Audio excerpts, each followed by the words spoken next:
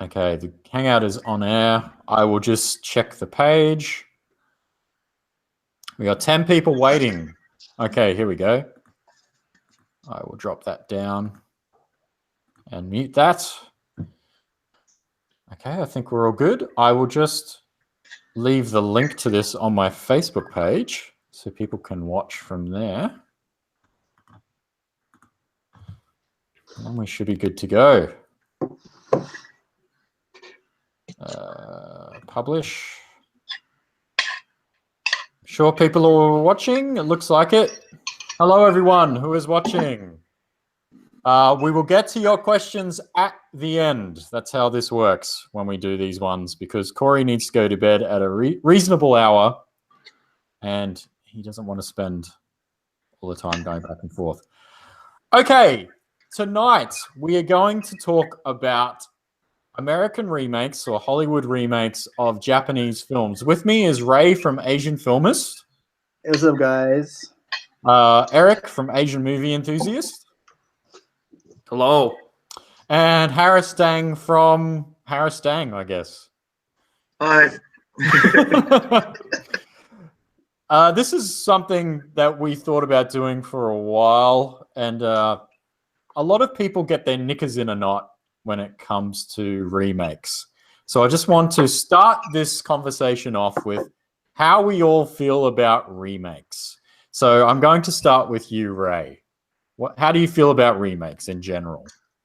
In general, I mean, I see the reason why remakes are made. One, because people don't like to read, no matter what country you're from. Because, I mean, it's not just Hollywood that remakes movies. Every other country does it. And there's always money to be made on people who don't like to read. Genuinely, I feel like just promoting the original film is much more fruitful, and I mean, it's probably cheaper in the long run, and you get to promote a much better film in general. So the way I feel about it is, it's just, I don't know. If it's coming out of Hollywood, it's like, well, it's another remake. It's probably going to be shit. So it's like I'm not enthusiastic about really any remakes that come out of Hollywood. Other countries may do it better, but in general, yeah, kind of half and half about it. Okay. Erik, what are your thoughts on this? Yeah, very similar to Ray, I would say. I think that in some cases, though, a remake could be detrimental because let's take a vague example of Old Boy. If you were to watch the remake of Old Boy, all of the major twists you would basically consume all of the major twists done in a completely incompetent manner.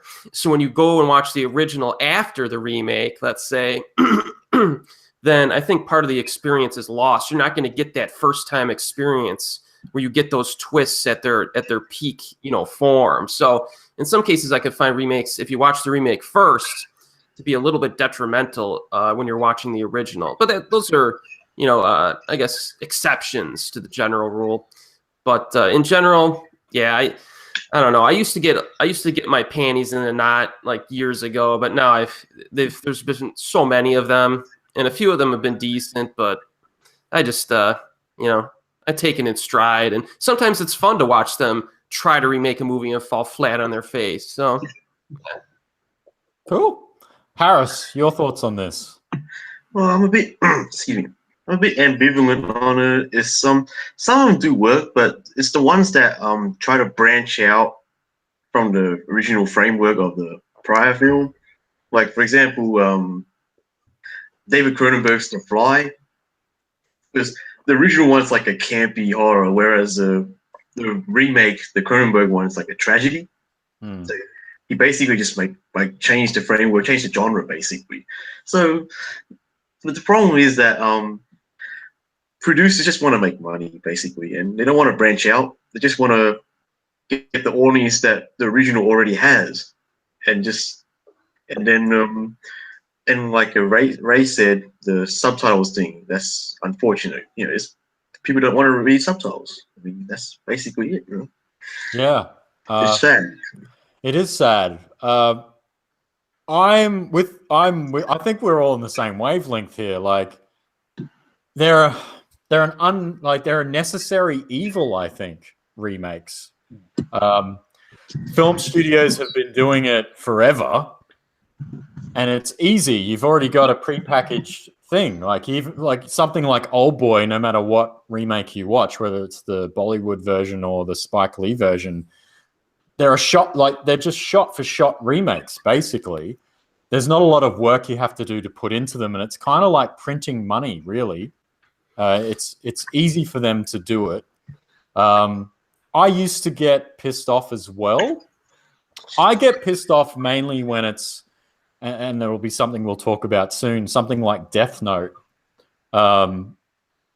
where you can remake something, but you need to be aware of the culture that it's from as well. You can't just take something that's very Japanese and then set that in an American setting and go, okay, these are quite literally the same characters as in the manga or the anime. So I think if you change it enough to match whatever country you're in, then it works. I mean, you look at, like Ray was saying before, in Asia in general, you look at Japan, Korea, India, all these places remake each other's films all the time. China, Hong Kong. I'm going to see the remake of Drug War next week, the South Korean version. This year I've seen, that'll be the third remake I've seen this year from South Korea. 3. And then we've got Kim Ji-woon's next film is a remake of a Japanese movie. So it happens quite a lot. And before we get into this topic, I'm going to go a bit deeper here. How do you guys feel like when Hollywood does it, it never used to happen, but now there's this kind of outrage culture, not in an outrage that it's, oh my God, they're remaking this movie. It's an outrage of, oh, they're whitewashing, so to speak. How do you guys feel about that? Like, we never hear that when it's done elsewhere, and it's done elsewhere probably more than it is in Hollywood, to be honest. So how do you take that, Ray? Where do you think that comes from? I just think it's like a lot of the fans think, or they know that the source material comes from Japan, for example, and they notice the representation before everything else. I feel, especially the way the social discussion is, the social climate is in current day. I think that's going to be the first things that people notice, and I think I mean, I understand where it's coming from, but I think that I personally don't care for the whitewashing discussion, because it's just like I rather care that people see the original, or even just know that there's an original piece and then try to watch it. Yeah, as far as how I feel about the discussion, I usually don't like to take part of it because I really don't care about it, because it's not a discussion, in my opinion, that I like to put effort into having. Cool. Erik? Yeah, I agree with Ray again. I think, talking about that kind of takes the focus off of the actual films themselves. You know what I mean? And I prefer to focus on, maybe promoting the original film and giving exact reasons as to why it might be better than, or more interesting than the remake.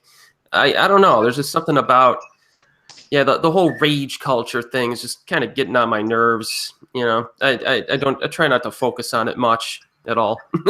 Cool. Harris? Same here. I don't really care about the old whitewashing thing. I mean, any other country remakes it, they're bound to put their own culture in it anyway, and vice versa. And again, you should just focus on the original. Like, for example, there's the Mona Lisa, right? Everyone loves the Mona Lisa. But let's just say they took it down and say Leonardo da Vinci's Mona Lisa, was taken down. But we got like Leonardo DiCaprio made another one called the Mona Lisa 2 or some shit. It's like you can see that instead, but no one's. It's just ridiculous. But yeah, sometimes it's just unnecessary. Like remakes it by very nature unnecessary. But they exist, and that's what we're here to talk about tonight. So we're going to start with what I think, and what we all discussed earlier, is the first one according to Wikipedia. So Wikipedia is not the most reliable academic resource, as we all know. But we're going to start with the 1960 film, The Magnificent Seven, which kind of started a trend in Hollywood of remaking the samurai film as a cowboy movie. And I think for the most part, they worked quite well. I think I saw The Magnificent Seven before I saw Seven Samurai, probably because my grandfather was watching it one afternoon on TV here in Australia or something. Look, it's dated. It's 1960s US cowboy movies with Yul Brynner and Steve McQueen, Charles Bronson. Who else is in there? Robert Vaughn, Yeah. James Coburn, and Eli Wallach. Yeah, and you've got Yul Brynner, who is somebody of he's mixed race, isn't he? Isn't he Mongolian descent? I'm pretty sure, like Russian Mongolian or something. His background. He's definitely not like a white American dude. He's got, there's something going on there. I could be wrong. So you've got a guy, I could be wrong here, but I'm pretty sure he's got like Mongolian heritage as the lead of the film. It's decent. Obviously, Seven Samurai is a better movie. Any Kurosawa film's going to be better, but I think its heart was in the right place. Out of all the movies on this list, it's definitely one of the better ones. That's just what I think of The Magnificent Seven. What about you, Ray? What are your feelings on this one? I saw Seven Samurai before Magnificent Seven. I genuinely liked Magnificent Seven for what it was. It's been a few years since I've seen it, admittedly, but I don't remember having any problems. I think I did have a lot of fun and just trying to see, like, all right, which cowboy is supposed to be which samurai. I don't know, when it comes to, like, because Seven Samurai is a story that gets not only remade a few times in Hollywood, but also like in anime form. There's been like one like reimagining of the Seven Samurai, and just part of the fun with that, just seeing how each of the characters, like how they translate in each version. And I think the way they translate over in Magnificent Seven, it was fun. It was fun for me. Cool. And did you see the latest one? I saw the latest one too, yeah. And what did you think of that one? And that was more of a popcorn blockbuster. It didn't have the same kind of heart as the original remake. It was more like you watch it as a blockbuster and you just want to see cowboys shoot each other up. And that was it. Other than that, it was kind of empty. It was just all flash. And, right. Yeah. And Chris Pratt being Chris Pratt.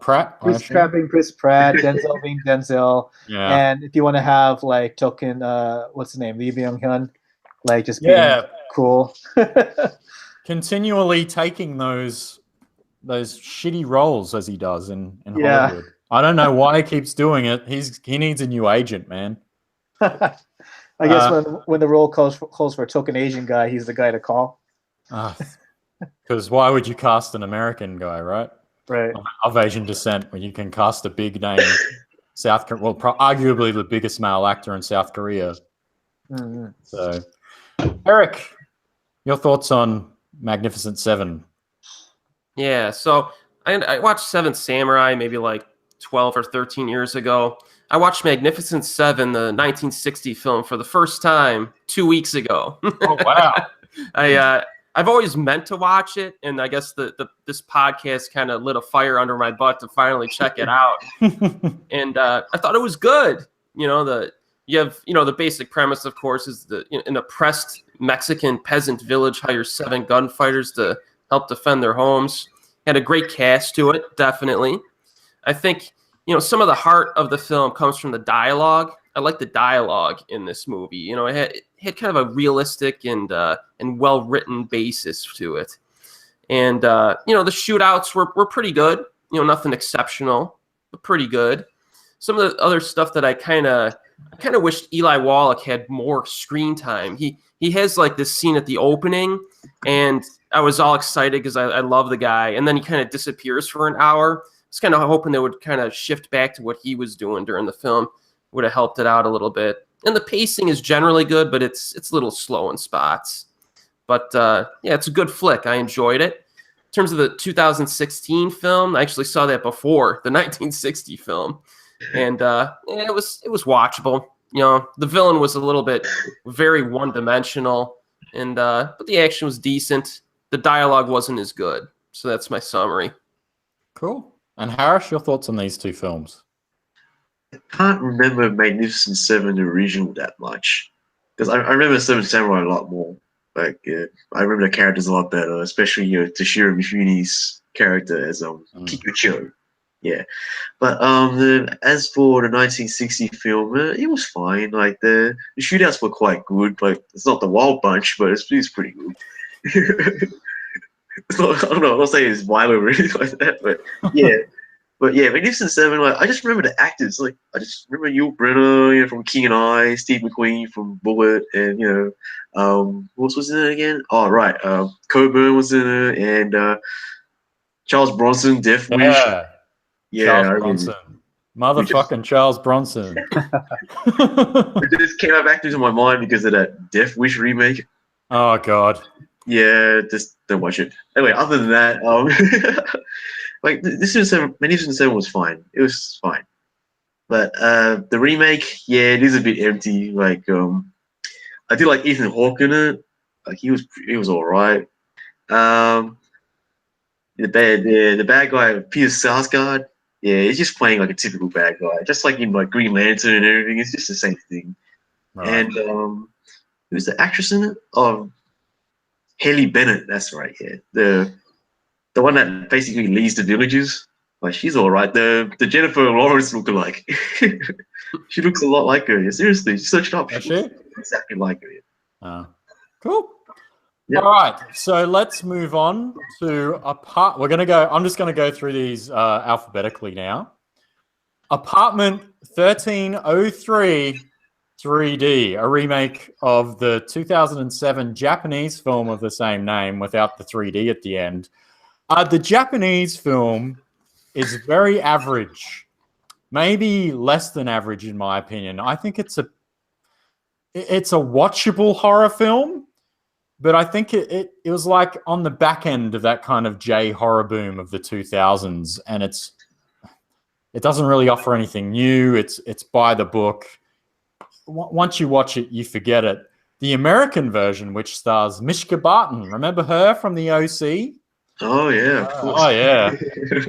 I remember the other chick because I always thought the other girl was better. Yeah, that's true. Hayden Christensen's missus, I think. It's unwatchable. I watched it when it first came out, and then I tried to watch it again for this. I got 5 minutes in, turned the fucking thing off. That's how bad it is. It's so bad.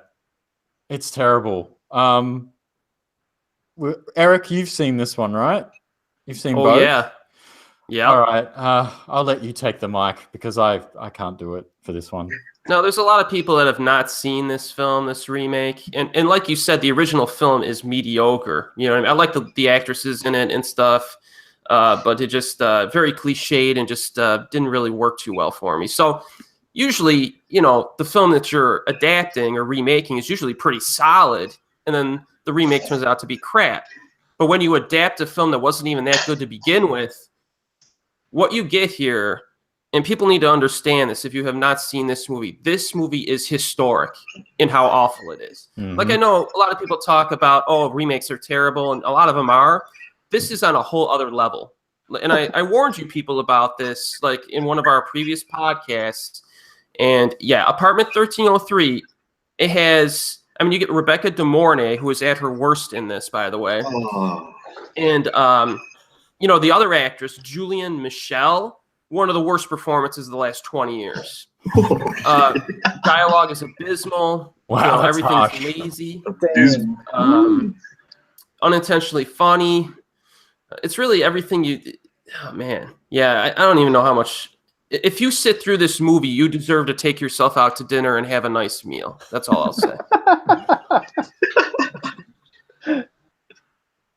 I'm just It's got a 2.6 on IMDb. Stamp of quality. Does that make it in like the bottom 250? Does that make it in like the bottom? I certainly hope so. If there's 250 films worse than this, I don't believe that list. I don't know. I can't find the link, but it's got 2.6 out of 10 on IMDb. I don't know what the Rotten Tomatoes score is, but it's an 85-minute long movie. I got 5 minutes in and had to turn it off. Oh shit. So, Harris, you've seen the original, right? Yeah. It's like like you said, it was very generic, and part of it reminded me of Exorcist 2: The Heretic for some reason. I don't know. I guess it's like the shadows or the lighting or something. And I don't remember a drunk Richard Burton being in this movie. No, and no locust in there either. But I watched it because I like one of the actors in it. Eriko Hatsune, I think that's her name. From Uzumaki. I'm sorry? She was in Uzumaki. Oh, right. Yeah. No, that's a good movie. Watch that. But yeah, like the movie's quite generic, and I do remember the part. I believe it ends. People fall off the edge of the apartment, of the balcony. I remember the CGI being really bad at that moment. I started bursting out laughing. But other than that, that's basically what I remember about the original. Fair enough. All right, Ray, you have not seen either of these? I have not seen these. Yeah. Okay, lucky you. I think there even in Japan there are a lot of like these generic like horrors that come out. It's hard to pick out which ones would be worthwhile. Even to today, they're like random like teen horror movies that come out in the theaters or even straight to video. It's hard to choose which one to actually invest 2 hours in. Yeah. Cool. All right, next on the list, we have a film that's not out yet, but I want to get your thoughts on it quickly. We have the James Cameron produced, Robert Rodriguez directed Alita Battle Angel that's coming out this year. To life. Well, I think James Cameron's been trying to get this made for like the last, over a decade, I think. Yeah. The trailer was released, was it earlier this year or late 2017? I can't remember. I think late last year. Yeah, when it came out, I watched the trailer, and at first I did think the robot eyes looked weird. Like this, basically, just big Yeah. eyes. But then I watched the not long after I had never seen the Battle Angel the kind of like, it's like a short film, I guess you'd call it. What do they call them? The OVAs? Original OVA. video. Yeah, OVA. And I watched it and I thought, that's pretty shit. I didn't like it. It was a complete mess. But the design of the robot was very similar to the one in the live action movie. And I was like, oh, I see what they did there. And I was in a bookstore recently and I think they're re-releasing these, the original manga as like, I don't know, 20th or 30th anniversary editions or some shit. And I started flicking through it and I'm like, oh, you read the original manga and then you look at the James Cameron, Robert Rodriguez trailer and you're like, oh, they're just copying what they see on the page. I get it now. Look, I think it looks okay, but we're judging that on a 2-minute trailer. It'll probably be better than the OVA. So, I don't know. I'll go see it. It's James Cameron. It's Robert Rodriguez. They're both pretty good filmmakers, in my opinion. So even with Spy Kids and Avatar under their belts, they're still worth watching. So, Ray, your thoughts on this one? Will you go see it? I'll see it. Like, I mean, I haven't seen the OVA. Just artwork. That's all as much to know about it. But just from the first trailer too, I was pretty weirded out by the anime eyes, by the bug eyes. But just knowing that it's James Cameron and Robert Rodriguez making the film, it's like, okay, those names are enough incentive for me to at least give it a try. And just, I mean, anime eyes aside, it does look pretty flashy and it does look pretty action packed. So I had to pass judgment really early just because of one detail on the character design. So yeah, I'll give it a check out. Cool. Erik? Yeah, the original one I actually added to my collection a few months ago and rewatched it. I found it enjoyable from a superficial standpoint. Like the script and the characters are a mess, but it has some pretty cool action to it. I like the action design. And for anybody who doesn't know, it's about like a cyborg doctor who unearths and repairs a little cyborg girl who happens to kick some serious butt. She battles against like other cyborgs or something. So the remake, I'll watch it when it hits Netflix. You know, I won't go to the theater to see it. I'm a little worried about the action in it, actually, but it just seems a little bit like that one shot with the dude with the tentacle arms and stuff. I was like, I don't know, but you know, I'll watch a film like that. Why not? You seem so enthusiastic about it. Harris, your thoughts on this one? Seen the OVA, but about the remake, I just find it weird that Robert Rodriguez he makes like low budget. I won't say low budget, but low budget for blockbuster material, like 30 million, $20 million films, and all of a sudden it's up to like this $200 million blockbuster with James Cameron. All of a sudden, it just seems a bit weird to me. But Rodriguez hasn't really made many good movies over the past 10 years. And considering that I like the first Spy Kids the first two Spy Kid films, that's saying something. But yeah, it might be good. The eyes kind of bothered me though. I kept laughing every time I saw those eyes. So I'm gonna be laughing in the theater as I'm watching the movie. But hopefully the movie might be good. Yeah. Cool. All right, the next one we're going to talk about is Dark Water, starring Jennifer Connelly. My first crush ever in my life. Being a little boy watching Labyrinth. Oh. I saw David Bowie and I didn't see a pair of testicles in tight pants. I saw a beautiful Jennifer Connelly standing by his side. And ever since, I've been a little bit in love with Jennifer Connelly. I'm a big fan of the original Dark Water. So I went into the 2005 movie. I was very cynical about it. And I haven't seen it since. I watched it once and I wasn't impressed. I thought it was very average. And this was at the time where Hollywood was just buying all the rights to all the really good Japanese horror films. We had the J horror boom, and then we had the US trying to capitalize on that. Obviously, The Ring came before that. But yeah, Dark Water, just watch the original. Just watch the original. I don't like, even though it's got Jennifer Connelly in it, I still can't recommend it, unfortunately. But Ray? Yeah, I'm a huge fan of the Japanese version. I did watch the American version, not in the theaters, but when it came out on DVD. And I'm sad to say, I don't remember much of it. Just like a lot of these other Hollywood J-horror remakes, they kind of blended together. Because they pretty much, well, I want to say that Hollywood execs interpret the source material pretty much relatively the same. You just change out the ghost and you change out the curse. And I don't know, because of that, I don't remember much of what happened in the US version of Dark Water. But I remember, I did watch it, and I remember Jennifer Connelly, but that was all it. Fair enough. Eric? Yeah, I've seen this one. I think I have in my notes here, they actually brought in a director from Brazil to do this film. I'm not familiar with his other work, though.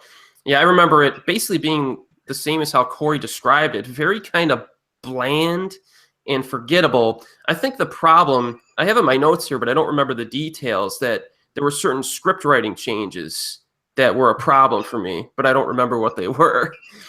But I think they got the tone wrong in this too. It wasn't, I don't know, there was something with the horror in this that was really limp to me. It didn't really pop in terms of like the scares. And yeah, and Tim Roth actually I thought was wasted a little bit as well. See, I forgot that he was in them. I completely forgot he was in there. And you should never forget Tim Roth.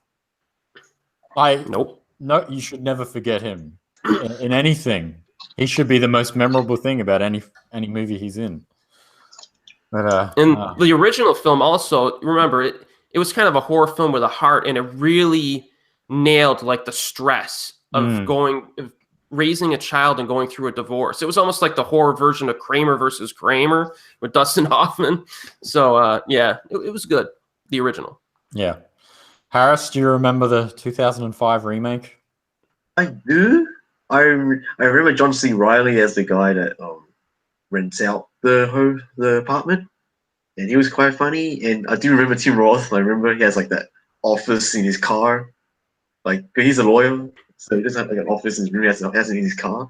I remember him being all right. And I also remember Pete Postlethwaite as a caretaker. You know who he is? Pete Postlethwaite. Yeah, of course. Yeah, he's the caretaker. Yeah. Oh, is he? I see again. Yeah, You shouldn't forget Pete Postlethwaite in a film. Yeah, I know. And there's Douglas Scott in there as well as the husband, or ex-husband. Like it has a good cast, man. And I watched the remake because I like the director's work from Walter Salles. He made the Motorcycle Diaries, and I remember liking that a lot. Okay. Yeah, that's the reason why I watched this remake. That's the only reason, basically. And it's not scary. It doesn't work like as a horror like at all. Like you can probably watch it as a family drama, I guess. Like that might work, but as a horror, yeah, the original is and I really like the original as well. I mean, basically referencing movies like Don't Look Now. You seen Don't Look Now? Like, but the red hood, I think, of course. But yeah, that movie really works for me. And I think it's best to just watch the original. Yeah. I think what both Erik and Harris said is correct about a lot of these remakes, particularly the horror ones, that they're not scary. They're forgettable. That's pretty much how you could describe most of them. All right, next we have 8 Below, starring Paul Walker. I have not seen this, and I have not seen the original Japanese film. Who has seen either of these films? Because I haven't. I saw. Erik, you've seen both of them? Yes. All right. Can we talk about the original first? Because I have not seen the original, and I'm not sure. Ray, have you seen the original? Have not seen it. Okay. So, Erik, if you wouldn't mind filling us in on the original film. Yes. Antarctica from 1983. Probably, it's got to be one of the best Japanese films of the 80s. It's basically it's a film for dog lovers, really. Some scientists kind of bond with their sled dogs during an expedition to a remote area of the Antarctic, and things go bad, basically. But this is a film that has, like, you could tell it's just, like, phenomenally made in general. The production values are great.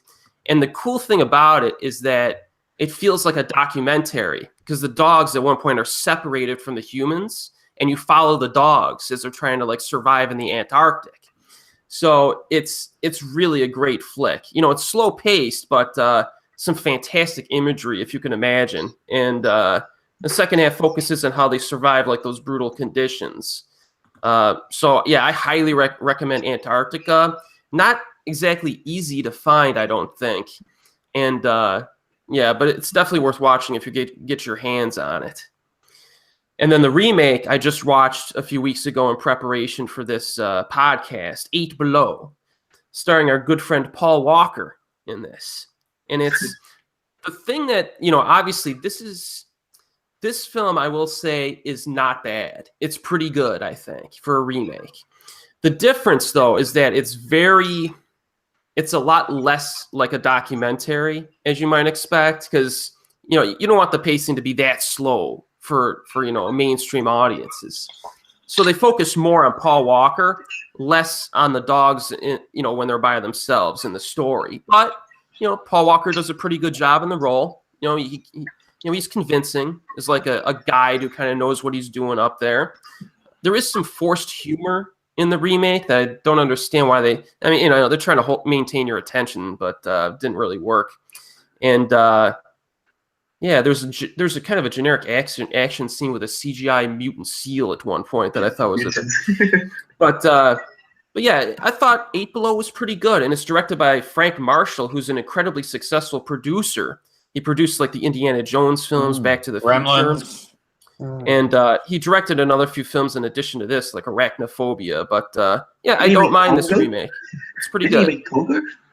Yeah, Congo. Ah, classic Congo. Congo. Kill off Bruce Campbell in the first 3 minutes of the movie. Yeah. I check out at that point. So Eight Below was a Disney movie, right? Yeah, I think so. All right, so that might account for like the unnecessary humor, I guess. Trying to sell it to kids. Is it mainly a kids film? No, because that's one of the things I liked about it is that it's really kind of more for adults. I think really. Okay. I think kids might be kind of bored with this. Does Paul Walker race another? He does some mushing with his mutts. Well, yeah, it does happen a few times Oh. where they gotta cook through that snow, baby. You gotta get out of there. Some Fast and the Furious references in there. Harris, have you seen either of these or just the remake? I've seen Antarctica.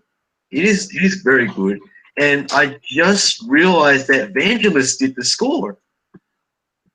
The Vangelis, the musician who did the score for Blade Runner. For Eight Below? Oh no, for Antarctica. Antarctica. Oh, right. I know, like, what the hell?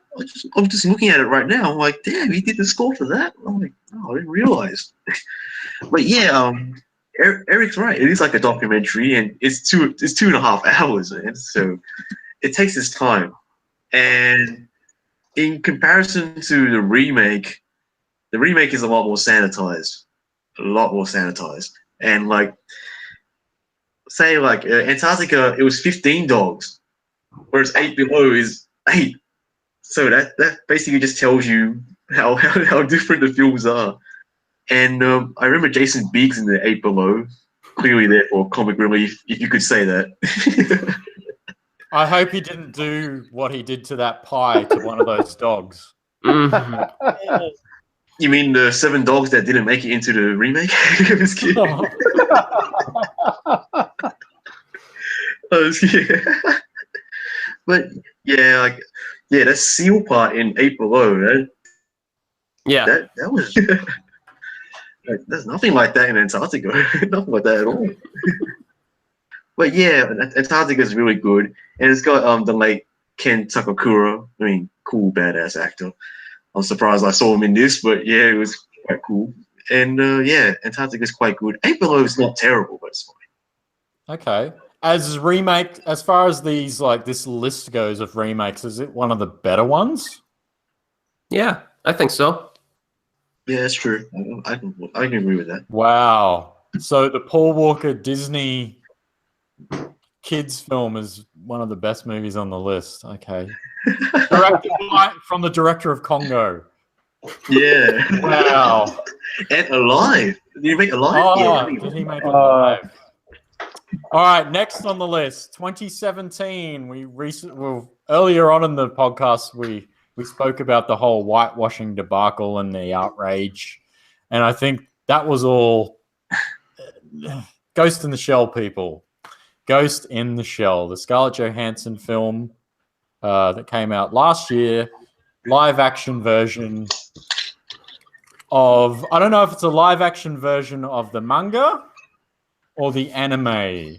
One of my pet peeves, I'm just going to say it now, is when people say, when they make a live action version of something that was originally a manga, the first thing they say is, oh, it's a remake of the anime. But the anime is, in fact, an adaptation itself. It always starts at the manga, so that's just something I want to say. So Ghost in the Shell, I think that film is nice to look at. I've never been a big fan of Scarlett Johansson as an actress. She just doesn't do it for me. I've never really seen her in anything I really liked. Look, I think the outrage was unnecessary. It was bound to happen. They spent $160 million. Most of that money came from China. look at Lucy. Lucy was made in Taiwan. That was also some Chinese money. They tried to replicate what they did with Lucy. Lucy made something like $500 million, and that had a $40 million contract, $40 million budget. And I think the producers behind Ghost in the Shell went, let's try to do that again. But if we invest a lot more money, then we will make more money. And that didn't happen. I think it's a watchable movie. It does shit all over the original and misses the point. And I think that's why I was kind of annoyed by it. But again, when you look at it visually, you're like, well, I should just watch fucking Blade Runner right now. A lot of sci-fi movies are like that. Just Blade Runner. Yeah, but you know, it's average. I think. I don't think it deserved a lot of the hate it got. I think a lot of the hate it got wasn't really in the right place. I think the fact that it missed the whole point of the original film is probably what most people should have been pissed off about. But anyway, that's just my 2 cents. The original Ghost in the Shell animated film is a classic. The manga is excellent as well. And I think most people would probably think the same. Ray, your thoughts on Ghost in the Shell 2017? Yeah, well, I love the original. I've seen bits and pieces of the standalone Complex TV series, though not the whole thing in its entirety. The movie seems like it took elements from both the movie and also the standalone Complex.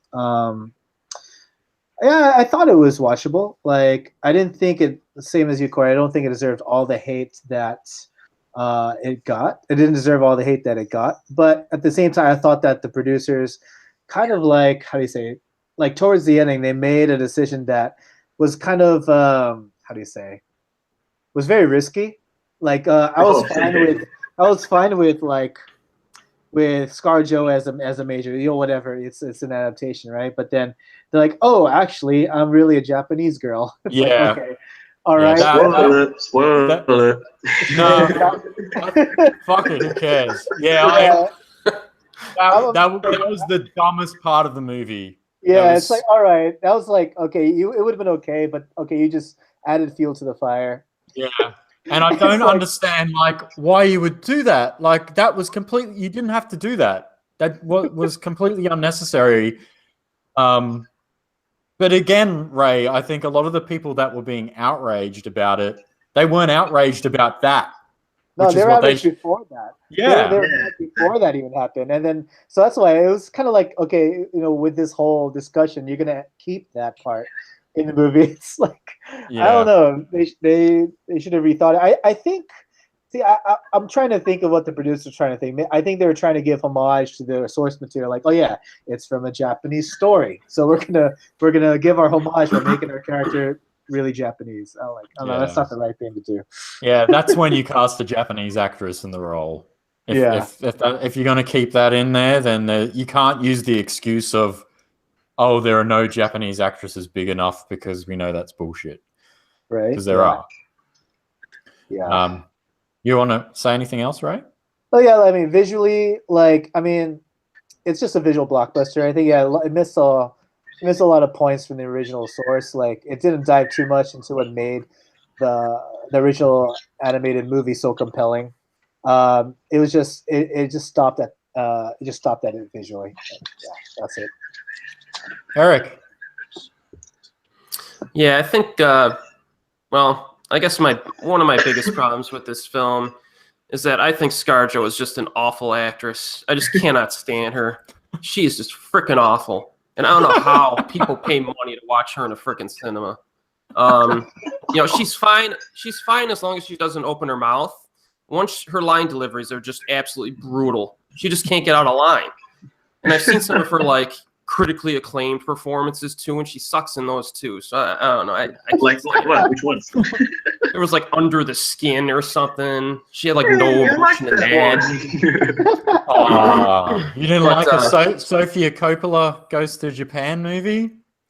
Oh, that one. Lots of translation. I really think I would like Marvel movies more if they cast a different actress in that role. I'll just say that I much. actually, you know, as somebody who grew up reading Marvel comic books. I've got to say, I think she was completely miscast as Black Widow. That's just that's all I want to say.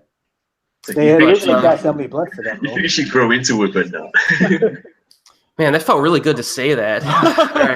All right, now Shit, back to the film. Yeah.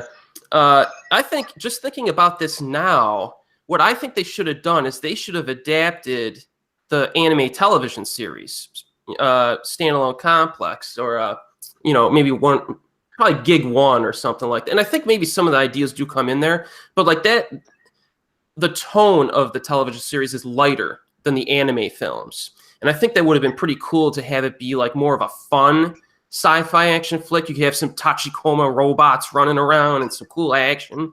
And because the original, really the two films, Ghost in the Shell and Innocence, are very oddball, almost art house style.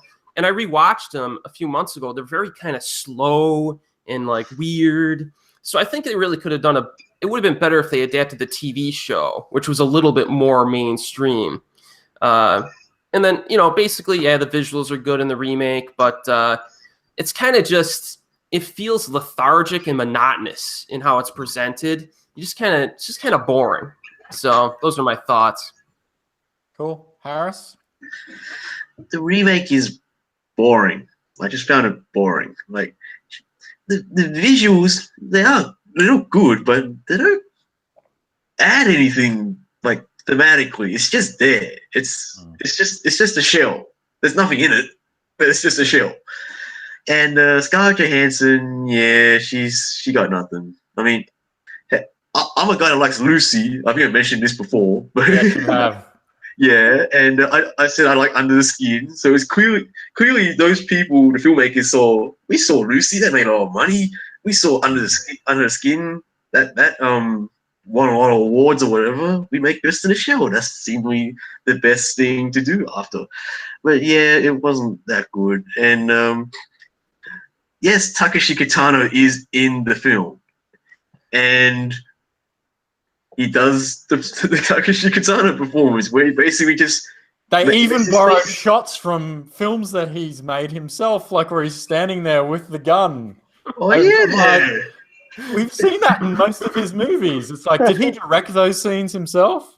It's like he doesn't act; his face twitching does the acting. I mean, that's the Kitano performance. I'm not saying it's bad. I'm just saying that's what he does. He does it really well, though. That's true. Yeah, that's very true. But yeah, who else is in it? Michael Pitt is in it. Who else is in it? That Australian guy's in it. That was in Okja. Oh right, him. The guy who was in what was it? Snowtown. Snowtown. Yeah. Snowtown. Not the Snowman, my bad. No. That's a terrible movie. Snowtown is actually a decent movie. Yeah, Snowtown's good, but Snowman, get the fuck out of here, man. Oh, isn't Michael Wincott in this as well? The guy, yeah, I love Michael Wincott, but he's in it for like 5 minutes. Yeah, I was excited to see him, and I remember seeing Alien Resurrection as a teenager, and Michael Wincott, and then they kill him off in the first 5 minutes in that, and you're like, the best thing about Alien Resurrection is Michael Wincott. But anyway. Yeah, he plays creep in every movie. Yeah, as the remake, like for the people that haven't seen it to be outraged, yeah, like there's nothing to be outraged about until the very end of the film. That's where you go, oh god. It's because they know about it. They know the outrage and they decided to comment on it. And that's the best comment they came up with. Yeah, it's a weird one. Because I don't know, part of me thinks because this was mainly Chinese money for this film. I looked into it afterwards. I researched, and a lot of the money came from a Chinese production house. So you're like, were they just doing? Because they basically wanted to do another Lucy. That was the whole thing. Because Lucy did extremely well in Asia, extremely well. They shot it in Taiwan. You had Choi Min-sik in a smaller role, and that made most of its money in places like Taiwan, China. I don't know about Japan. I think they were trying to capture lightning in a bottle again. And maybe they thought, well, fuck it, we're not making this for Western audiences, we're making this for China. So maybe they didn't really care so much about that. I don't know. Who knows? That's Pacific Rim 2, man. I haven't seen Pacific Rim 2, even though it was shot in Brisbane, as in, I doubt it was really.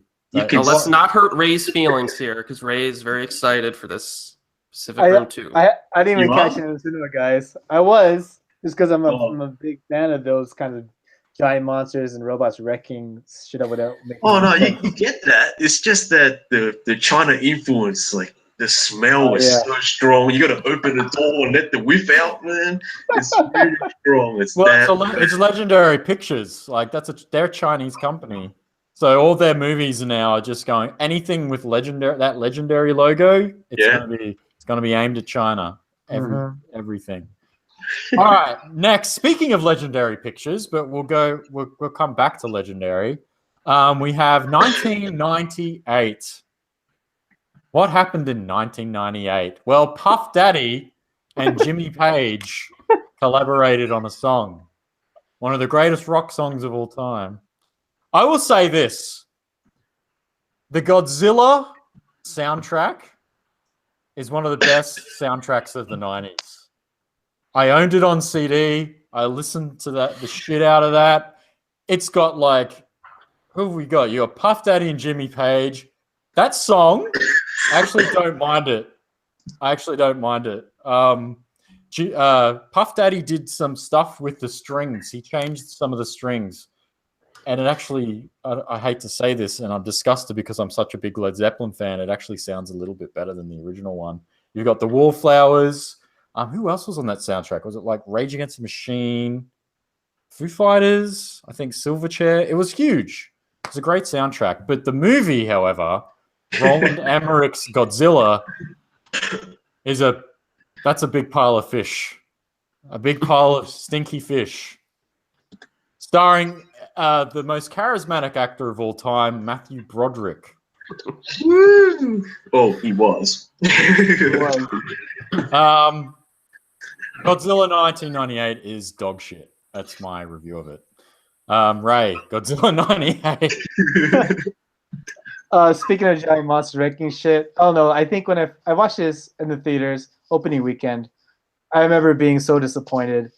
Like, it's like I had watched all the Godzilla movies as a child, and it's like, all right, there's an American version coming out. So excited, going to the theaters, and then they had kept the design of Godzilla secret, like until the movie's release. Yeah, that was a big part of the marketing. That was a big part of the marketing to get people to come in the theater so you can see the new design. I was so disappointed to see just a giant iguana who couldn't breathe fire and just bred a shit ton of babies. It's like, all right, where does this resemble Godzilla at all? It lays eggs, man. It lays eggs. But thanks to Godzilla, I learned all about asexual reproduction. It's like, all right, I get a little science lesson here. And you also learned that Godzilla, when it has babies, they're just little raptors from Jurassic Park. Exactly, and I got to watch Jurassic Park 3 before Jurassic Park 3 came out. It was like, and then it spawned a TV animated series as well. I don't know why it did. I don't think it lived that long about that. That animated series is pretty good, actually. Is it? Oh, I refuse to watch it. No, seriously, dude. Watch it. It doesn't redeem the animated film, the live action film, but it's for like 90s US animated Godzilla. It's not too bad. Yeah, I don't know. Come on, man! It's been 20 years. It has. Okay, I do like "Come With Me." That's a good, awesome song. I'll give you that. Like Puff Daddy and Jimmy Page. That was a good song. But when it comes to soundtracks of the 90s, Space Jam is still my jam. Hey. The other one I loved was Spawn, the Spawn soundtrack. That was cool too. That was a great soundtrack. Again, a great soundtrack to another shit film. This shit. Yeah, but Godzilla also had half the cast of The Simpsons Oh, didn't in it? it Yeah, as that's well, right. which was a really weird thing. You had Hank Azaria, Harry Shearer, and was it Nancy Cartwright was in it? That was so strange. Even watching it in the theater, you had Harry Shearer playing a broadcaster Mm-hmm. who was playing Kent Brockman. So strange. Erik, your thoughts on 98 Godzilla, or Zilla, as he was known later. This movie is 140 minutes long. I looked it up. That is long. And that's one of the big problems. I think it had some serious pacing issues, especially during the opening half. There was also some misplaced humor in it at times. Like, I like the idea of taking shots at Siskel and Ebert, but even those jokes didn't really work too well. A decent amount of action during the second half, but it just feels kind of generic. I don't know. It didn't really have any pop to it. My favorite part of the movie is Jean Reno. Jean Reno. But that's all I can really say about it. It's just kind of Harris? It's crap. It's definitely crap. I remember watching it in primary school. I remember it very vividly. And John Reno is the best thing in the film because basically he knows what the film it is and does his own thing, being cool and everything. But yeah, the whole changes of Godzilla, making it lay eggs and give birth or whatever, it's terrible. And the critic jokes, the Siskel and Ebert, that wasn't funny. it could have been funny, like you seen Lady in the Water, where basically M. Night Shyamalan cast a guy as a critic. Yeah, is it Bob Balaban or somebody like that? Yeah. He cast Bob Balaban as a critic, and he gets killed mercilessly, like just ripped to shreds, basically. So it could have been funny like that, but it wasn't. But the remake's pretty crap. It's very slow in the first half. Like nothing ever really happens, and yeah, Matthew Broderick isn't the most charismatic actor. Well, not Ferris Bueller wise at all. But it's not that good. I mean, parts of it rip off Jurassic Park. It's disappointing. Yeah. All right. So next we have Godzilla again in 2014. I was super fucking excited for this film. I was so excited that I did this. I saw this in a toy shop. This was before the movie came out, and I hadn't seen the design yet. And I bought this. I paid something like $50 for this toy. And I still think it's a fucking awesome design. I'm not going to lie. And then the movie came out, didn't it? Uh-oh. Well, we got the trailers, and the trailers were like, holy shit. This looks like a badass motherfucking Godzilla movie with Bryan Cranston, who everybody loves Bryan Cranston. He was, one of the greatest parts of Seinfeld as the dentist. Tim Watley. And also some little show called Breaking Bad, but I don't know that one. I don't know whatever that is. Yeah. And you watch the film, and it starts, and you've got Ken Watanabe, because you need Ken Watanabe because it's a Hollywood film, and he's the token Japanese guy that you get. It started off pretty good, and then the lead of the film gets killed off, and then we're left with Aaron Taylor Johnson, who has got about as much charisma as Matthew Broderick has. And look, I wasn't pissed off about not seeing a lot of Godzilla, because if you watch a lot of Godzilla films, there's not a lot of Godzilla in most Godzilla films, I think the effects are amazing. They still hold up. It had a great soundtrack. The moment where they do that drop from and they drop and they've got all the red, visually that was stunning. The fight at the end was pretty badass.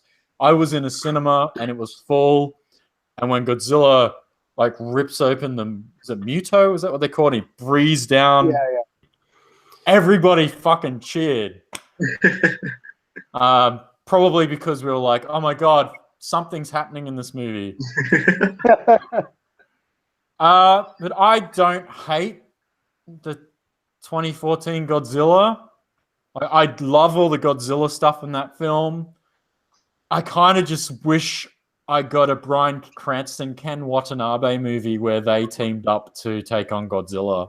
I just wish I got the movie that was sold to me in the trailers. That's all I asked for. But there is hope with what is it? Godzilla King of Monsters. That's the sequel.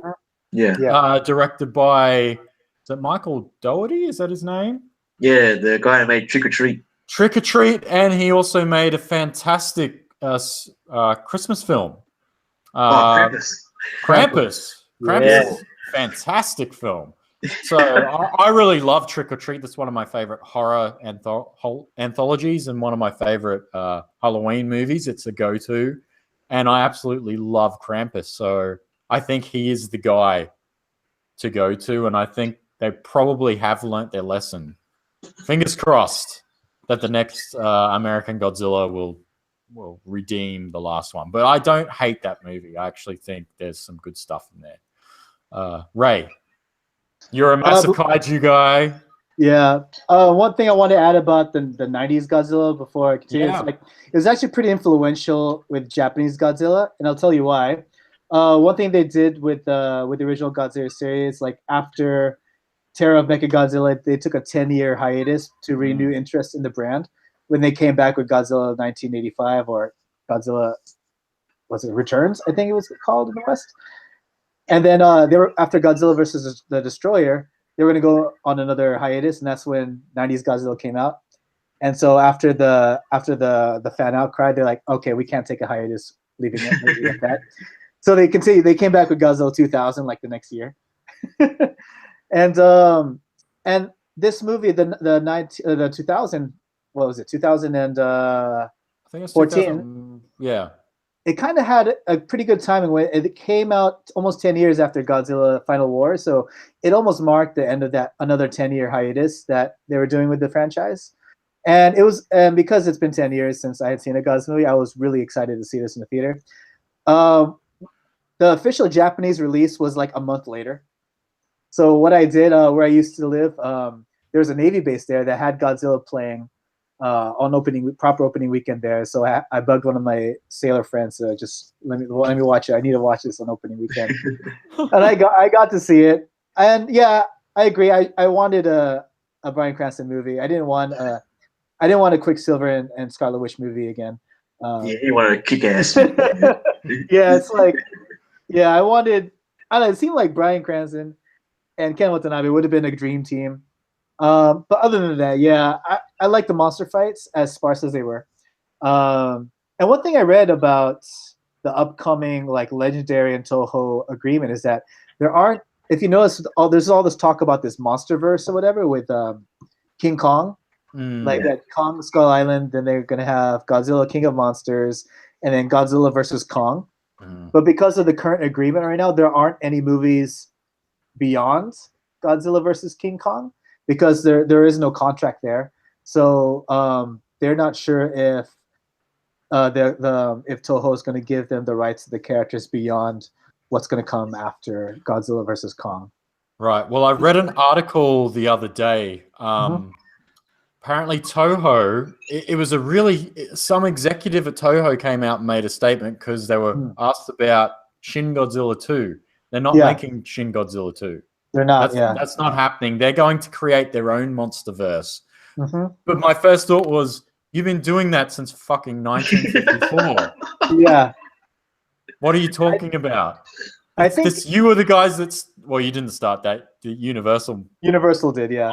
But, you were the guys that did that. Like, you've been doing that for forever. I think there was no need. Yeah, I don't think there was a need to really declare this whole shared universe as a marketing thing until Marvel made it big. It just came with the formula, like until Marvel made it big. Now everyone has to make their own universe. Yeah. Okay. Erik, your thoughts on Godzilla 2014? Yeah, I remember when the trailer to this one came out, and it looked pretty sweet. It did. The trailers looked pretty cool. I think the problem though is that it took itself so seriously. This is like a cinematic like experience, and I think it just kind of fell underneath its own weight. It felt like, I know there's always a disaster aspect to a lot of kaiju films, but this felt almost like too much like a disaster movie, like a generic disaster movie, than like a monster movie in my eyes. And also, yeah, Corey's definitely right. Like in a good number of Japanese Godzilla films, Godzilla doesn't show up necessarily as much as you would like him to, right? But I remember after this movie came out, Godzilla 2014, I actually watched a few of the ones where he shows up more. And in Godzilla versus King Ghidorah from 1991, he's got about 30 minutes of screen time in that one. And Godzilla Monsters All Out Attack, he has like almost 40 minutes of screen time. And this film, Godzilla 2014, has a budget of $160 million. So Godzilla should have been in this movie a lot more with a $160 million budget. I know the special effects look really good and that costs a lot of money, but yeah, that's what I was disappointed in most. That and the human drama just did not do a good job of bridging the action. So yeah, my notes seemed like a lot more. They were seething with rage, which I don't remember being that angry about this movie. But it's not that bad or anything. But yeah, it was disappointing. Okay, Harris. I enjoyed this movie for the most part.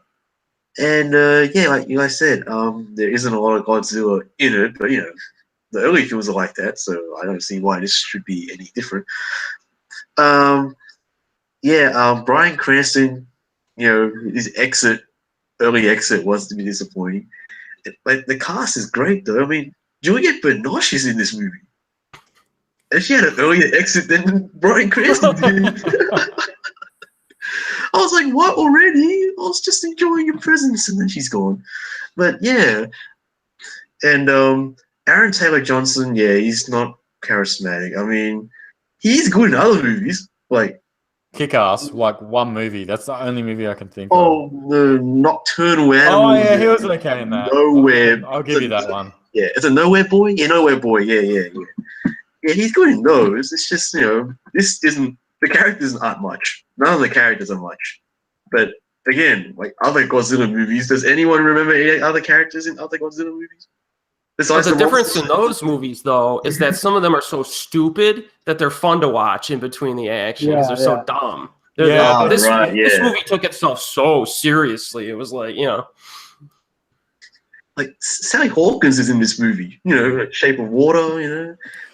I think the problem with the characters in this is you have Aaron Taylor Johnson and what's her face? I always forget which one she is. Elizabeth Olsen. Ah, that one. Because how many Olsens are there? There's a bunch of them. 3, 4. You've got this couple. They never say how old they are, but I was like, are you guys like 21 years old, like 22? Like they're very young and they have a kid, and it's like they're playing 40-year-olds or 35. It's like they're playing mid-30 to 40-year-olds. That's the characters that have been written for them, but they're very, I don't know, there's something off about that. It's like, why did you cast people that look really, they might be older, maybe they're both in their 30s, I don't know, but they look like they're in their early 20s, and that just felt really weird to me. Like you've got this guy who's meant to be this acclaimed soldier, and you're like, hang on, you look about, maybe because in Kick-Ass he's playing a teenager, so I don't know. That's just my rant. Sorry. Well, Aaron Taylor Johnson. Yeah, Aaron Taylor Johnson. He's married to a director that's like twice his age. Oh yeah, that's right. He's another. He's like the French president, right? He's married to his mum. The director of 50 Shades of Grey, actually. Oh. What did he get up? What did they get up to in the bedroom? I don't want to know. All right, let's move on. Let's move on. To another one of the big J horror remakes, The Grudge, starring everybody's favorite vampire slayer, Sarah Michelle Gellar. So The Grudge is one of those weird anomalies. We spoke about this in the last podcast, where the original director came over to Hollywood and then went back to Japan and made the film in Japan with a US cast. This was produced by Sam Raimi, Rob Tappert, who obviously made all those great Evil Dead movies that we love. I didn't hate The Grudge. I think the original was one of the most scary experiences I ever had watching a film when I saw the original film back in the day. But as remakes go, this wasn't awful. It was okay. Like, it was like they put some effort into it. Particularly, setting it in Japan. They did have a lot of Japanese actors in this as well. Obviously, they were like side characters and things, but they were there at least. Sarah Michelle Gellar. I don't know. I haven't seen this since this came out in 2004. I saw this in 2004. Like Ray said earlier, they all kind of blend into one for me, these US remakes. I haven't seen The Grudge 2 or 3. I'm guessing apparently there's a reboot in the works. Yeah, that's right. That's the thing. Like, I don't remember this one being awful. I remember it being okay, but I could be remembering it wrong. Ray, your thoughts on The Grudge 2004? I watched the remake before I watched the original, and I remember I watched this around the time I started learning how to speak Japanese, like in university. And I thought I just kept laughing at Sarah Michelle Gellar's attempt at Japanese.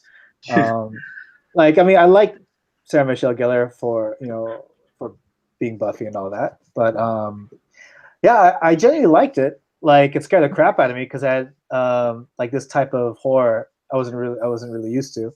But one thing I thought that was noticeably different is just how loud and in your face everything was in the Hollywood remake versus the Japanese. Versus the Japanese was a lot more quiet, a lot more subtle, a lot more of a slow burn at times. And then when the climax came, it wasn't as, I felt like the remake's climax was bloodier and louder, with a lot more shaky cam, a lot more erratic cuts.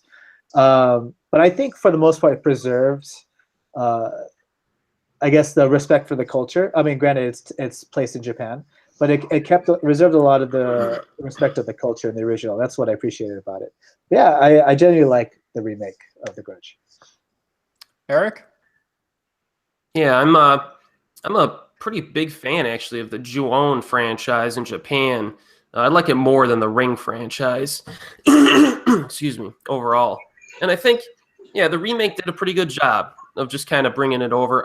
Like Ray, I also saw the remake before seeing the original back in the day. That was like right before I started getting into, a lot of Asian movies. And yeah, it was, it was creepy. Like Ray said, it was definitely a little bit more in your face in terms of its scare tactics. Bill Pullman is in it for a little while. And it was pretty good. I enjoyed it. Harris? The remake is fine, but I wish that it didn't explain in text what The Grudge is before the film started. And the Japanese does that too, but I just wish it didn't do that. Like, it kind of explains already the backstory just like that. Like, it's built on a grudge. Like, it's like, oh, I like a bit more mystery going on with that. That would have made it a bit scarier.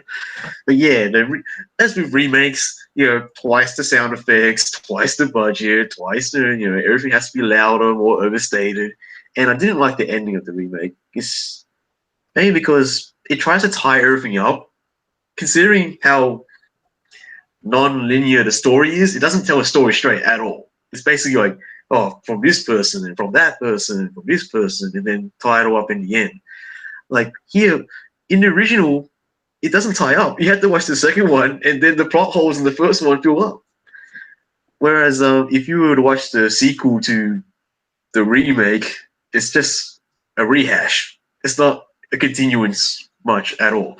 But yeah, the remake is fine, I guess. Like it clearly, there's one scene that's from the straight to video Grudge that has Ted Raimi being scared by one of the Japanese women that has like the jaw half open or something. It's like it's ripped apart basically. And it's like got blood dripping down. That's from the straight to video Grudge, not the 2003 version, but the 2003 or something like that, the prior one. But other than that, it was fine. It was okay. What do you guys think about the fact that they brought the original director over to handle this? Is that a good thing or a bad thing? Well, since the film turned out okay, it was probably a good thing. Like it's definitely one of the better ones on the list. So it's like, well, you compare it to a lot of the others that are on here, you're like, but then he also made The Grudge 2, right? Mm. Did he direct that one? Yeah, I think he directed the US one as well. So you're like, maybe it was just, you know, first time it worked and then they tried to replicate that with the second one and it didn't quite work. Yeah, I think like bringing the original director on was an interesting choice. In the end, it turned out good. But when other times when they brought the original director to direct a remake, you know, we've seen it happen with Nakata Hideo with The Ring 2. Oh, yeah. And that was a fucking disaster. Yeah, so I mean, I guess it just probably. I mean, granted, Nakata's films have been kind of hit or miss, but like, I guess it just depends on the director and depends on the material. But it could also depend on the director's English ability as well. So maybe the director of The Grudge has a very good, like his English level's quite high, so he was quite confident to direct. Yeah. Or he has a great interpreter. That too. Yeah, that too. All right, the next one is a film I haven't seen called The Guardian. So has anybody seen this? This is the Ashton Kutcher, is it Kevin Costner? Waterworld, maybe. Out on the water. I just remember it being Top Gun on a boat. That's basically it. Top Gun on a boat. Like, Right. And I remember, what else is it? Like the training's good, but the boat stuff is just, yeah. So is it a little bit like Training's the Perfect Storm or something like that, where they've got to go save people? Or what's the plot of this thing? Yeah, it's just it's basically just saving people lost at sea, but you know, half or more than half of it is training. Right. So it's Top Gun. Yeah, Top Gun on a boat. All right. Erik, your thoughts on this one? I have not seen this one, and I've been meaning to watch the excuse me, the Umezaru films for years, but I've never really had the opportunity to watch them. I think there's been multiple Umezaru films. Yeah, there's a whole like franchise there with those. But I have not been able to check them out, so I have no knowledge of either of these. What about you, Ray? I haven't seen none of them, although Umezaru was pretty big on TV here, like especially around the time when I first came to Japan. Like I was teaching English at the time, and one of some of the topics were like, what do you want to be when you grow up? A few kids said, I want to be in Umezaru. Like because the drama was really big, so a lot of people wanted to be in that world. A lot of kids that I taught wanted to be in that kind of environment because of the drama, I guess. But I've yet to see any of the episodes or movies or even the remake. It stars Hideaki Ito from Lesson of the Evil as the main actor in it too. So I should try to track those down. We have a cat. No, we don't anymore. He's left. All right, you had a cameo from Lenny for about a second. All right, moving on. We have Hachi, A Dog's Tale, starring Richard Gere. I have not seen it. I haven't seen the original either. Has anybody seen this? Yeah, I watched them. What did you think? Well, the original film, it's basically about, it's based on a true life story, I think, about an actual dog. And I'm not going to tell you exactly what happens, but it exhibited great loyalty, so to speak, to its master. And the original Japanese film, I think, was pretty big. And when I saw it, I thought that it was a good movie, but that it moved really slow. And I thought they could have, maybe added some more interesting stuff in it. And the remake is similar, but not as good. It's a very, Richard Gere, who was in another remake that we'll discuss eventually. It's kind of just bland. You know what I mean? I think it's one of those films where it has its heart in the right place, and it actually gets pretty high ratings, I think, from viewers online. Like IMDb, the rating is like an 8.2 or something crazy. But critics are kind of split towards it. So, it's like Richard Gere, he hangs out with his dog. There's not a whole lot of character development in it, so there's really not a whole lot to hold your interest. Not a whole lot of story either. So it's all based on like the relationship between the dog and its master. There were some random first-person perspectives from the doggy. I didn't understand why they did that. It didn't really add much. But, and the beginning of the film makes no sense because you have this little kid. He's like, I heard a story from my grandpa regarding this doggy who was really loyal to him or something. And like the kid tells the story in his class, but like the movie's 93 minutes long. So what, did the kid tell a 93-minute long story in his, I don't know, whatever. But it's not a terrible movie. It's okay, but the original's better, but I don't think it's really all that great, personally. All right, this is from the director of What's Eating Gilbert Grape, The Cider House Rules, Chocolat, and a bunch of shit. Dear John. Oh my God, this guy's made some terrible movies. A Dog's Purpose was his last. Oh no, I hated that. He has a movie coming out called The Nutcracker and the Four Realms. Ew. And he also made ABBA, the movie, so. Oh, did he? Full disclosure, I can't stand ABBA. I just can't stand ABBA at all. Like, if somebody plays ABBA, I'll have to leave. I'll have to leave. Like, you don't like them, they're actually reuniting, or there's a Mamma Mia 2 sequel coming out. Oh God. I don't understand why why people like ABBA. I don't get it. All right, let's move on. Last Man Standing, a remake of Yojimbo, directed by Walter Hill, who directed some absolutely fantastic movies. He's probably most famous for directing The Warriors. What was the other one? Southern Comfort. That's a great film. Mm-hmm. The Driver was pretty good. 48 Hours, another 48 Hours. Red Heat. He did some good Trespass stuff. was good. That was him too, wasn't it? Mm-hmm. Crossroads, was that him? Did he do Crossroads? I got The Long Riders, Extreme Prejudice. I remember Johnny Handsome. That's a weird. Is that the movie. one with Mickey Rourke? Yeah, and that's very prophetic. I mean, that just like showed much later how much Mickey Rourke would change his face in real life. It's very prophetic, man. It's very prophetic. Yeah, and look, Last Man Standing, I remember seeing that as a kid. You've got Christopher Walken as the bad guy, and it's Bruce Willis comes into a town. It's your typical... It's Yojimbo with guns and like gangsters, basically. I haven't seen it since. I do own it on DVD. I found it in a thrift shop for like $5. I think it was $5, maybe. I've got it up there somewhere. Nathan and I will do a rehash episode on it at some stage. But you know what? I remember liking it, but I was a kid when it came out, and Bruce Willis was like the biggest actor on the planet.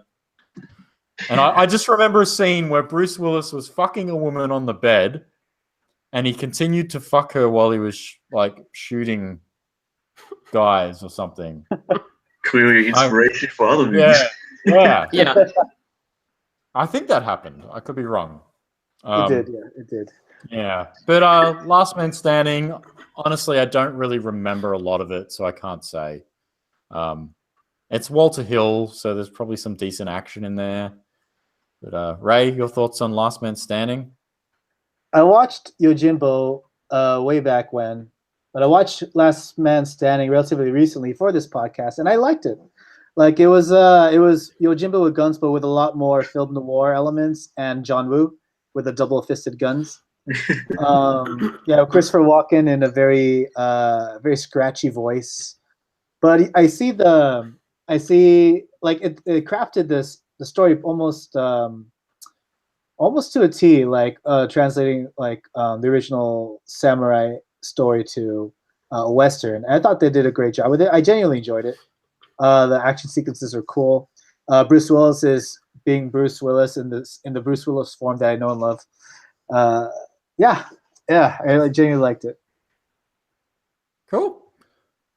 Erik, your thoughts?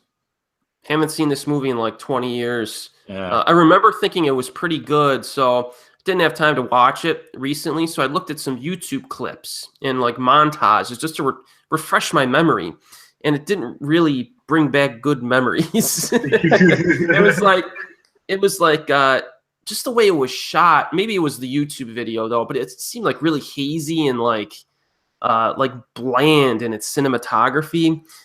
In the shootouts, like these are the type of shootouts where, you know, like Ray said, the double-fisted guns. But when people get shot, it's like they're shot out of a cannon. So they fly through walls. One guy gets shot in a doorway, and his body ends up in the middle of the street like after Bruce Willis shoots him. So I don't know. But and the guy who played Sully in Commando is in this. Is a side character, and he's like one of the gang dudes. Oh, yeah. Remember Sully? Yeah, he the was guy also in the Warriors, I think. He was the main guy, wasn't he? Warriors come out to play. He was that dude. Yeah. I always remember this guy because, you know, in Commando, Schwarzenegger drops him off the cliff, and then he goes back to the car. What happened to Sully? I let him go. It's like one of the best lines ever. But yeah, can you look after my friend? He's dead tired. So I can't really have a big opinion on this one because I haven't seen it recently, but I might give it a rewatch. Last Man Standing. Cool. Harris? I don't remember much either. I definitely remember just shooting pistols and all of a sudden guys are flying out windows as if the guns are like shotguns or something. Like, what the hell? But honestly, I remember being a bit bored by the film. Like, it's just very downbeat. I don't want to say depressing, but downbeat. And Bruce Willis does the Bruce Willis performance where he basically looks bored. He looks bored. Like, you know, he's like Death Wish. He looks bored as hell, and this is basically hinting at those performances later. You know, but it was fine. Christopher Walken's good. I remember him being quite entertaining.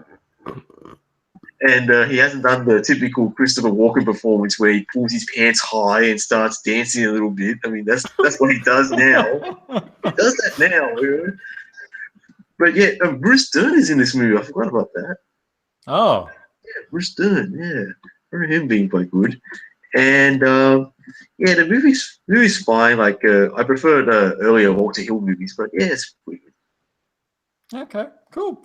The next one, well, we had a Schwarzenegger reference earlier. We have Midnight Sun. That's coming. It's either been out or it's coming out. It's a remake of a 2006 Japanese film I haven't seen, but it stars Arnold Schwarzenegger's son. Is that the son that he had with his wife or the one that he had with the nanny? I believe it's the nanny. Is it really? I have to check this officially. I could don't be know. wrong. Has anybody seen the original? Me and Ray have. Yeah, we've seen it. Okay, Ray. It's the original is it's a teen romantic film. It stars this J-Rock star who I don't think is so much active anymore, but at the time when she was in this movie, she was kind of at her prime. I remember watching it when it first came out. I really loved it because I was going through a phase when I loved any kind of romantic films. It was just one of those times. rewatching it, it's like I can't get over by her lack of range in her acting. But I remember the soundtrack I genuinely like because I still like her music. But it's about this girl who can't go outside because she has a skin allergy. And it's allergic. She's allergic to UV rays, so she can only come out at night. But she develops this crush on this boy who she always sees at the bus stop right outside her house. And then one day she meets him as he's passing through. Like she plays a guitar, so whenever she goes out of the house, she always just busks in front of the station. And then she meets her crush as he's passing by, and that's kind of how the story takes off. I don't know much about this remake because it just came out last month, 2 months ago, something like that. And I don't think I'm going to watch it because it's not a story I think is worth revisiting in another form. But that's just me. It sounds like one of those terrible Nicholas Sparks things. It feels like it. It feels like it, definitely. Right. Erik? Oh, I'm definitely watching this one when it hits Netflix out of pure curiosity. I rewatched the Japanese movie fairly recently, and I also recently saw the J-drama related to it. And I do like the movie. I think it's pretty good. Like Ray said, though, the lead actress is primarily a singer, so her acting range is not good. Actually, the acting in general in the Japanese film is just kind of average by everybody, but I really liked how the story played out. And it does give me, like, it did do a good job of, like, extracting some emotion from you, because it's not exactly the happiest story in the world. And, yeah, and they had some really interesting stuff in that movie, though. I liked it. So the remake, I will watch it out of curiosity. The trailer looks pretty bad, though, for the remake. So we'll see. I'm surprised that got a theatrical release. Well, I'm amazed they picked that movie to be remade. I mean, why remake Midnight Sun? It's not even Of all things, right? Of all things. Yeah, after all these years too, right? Yeah. Have you seen this one, Harris? I've seen it. I pretty much share the opinion with Erik and Ray. But I will say this, the ending is not what you really think would happen in a film like this. It's actually kind of positive in a way. It's not like a downbeat, depressing, that person might die or not die, but it's actually quite rousing. I really like the ending. That's probably the thing that stood out to me, the ending. Cool.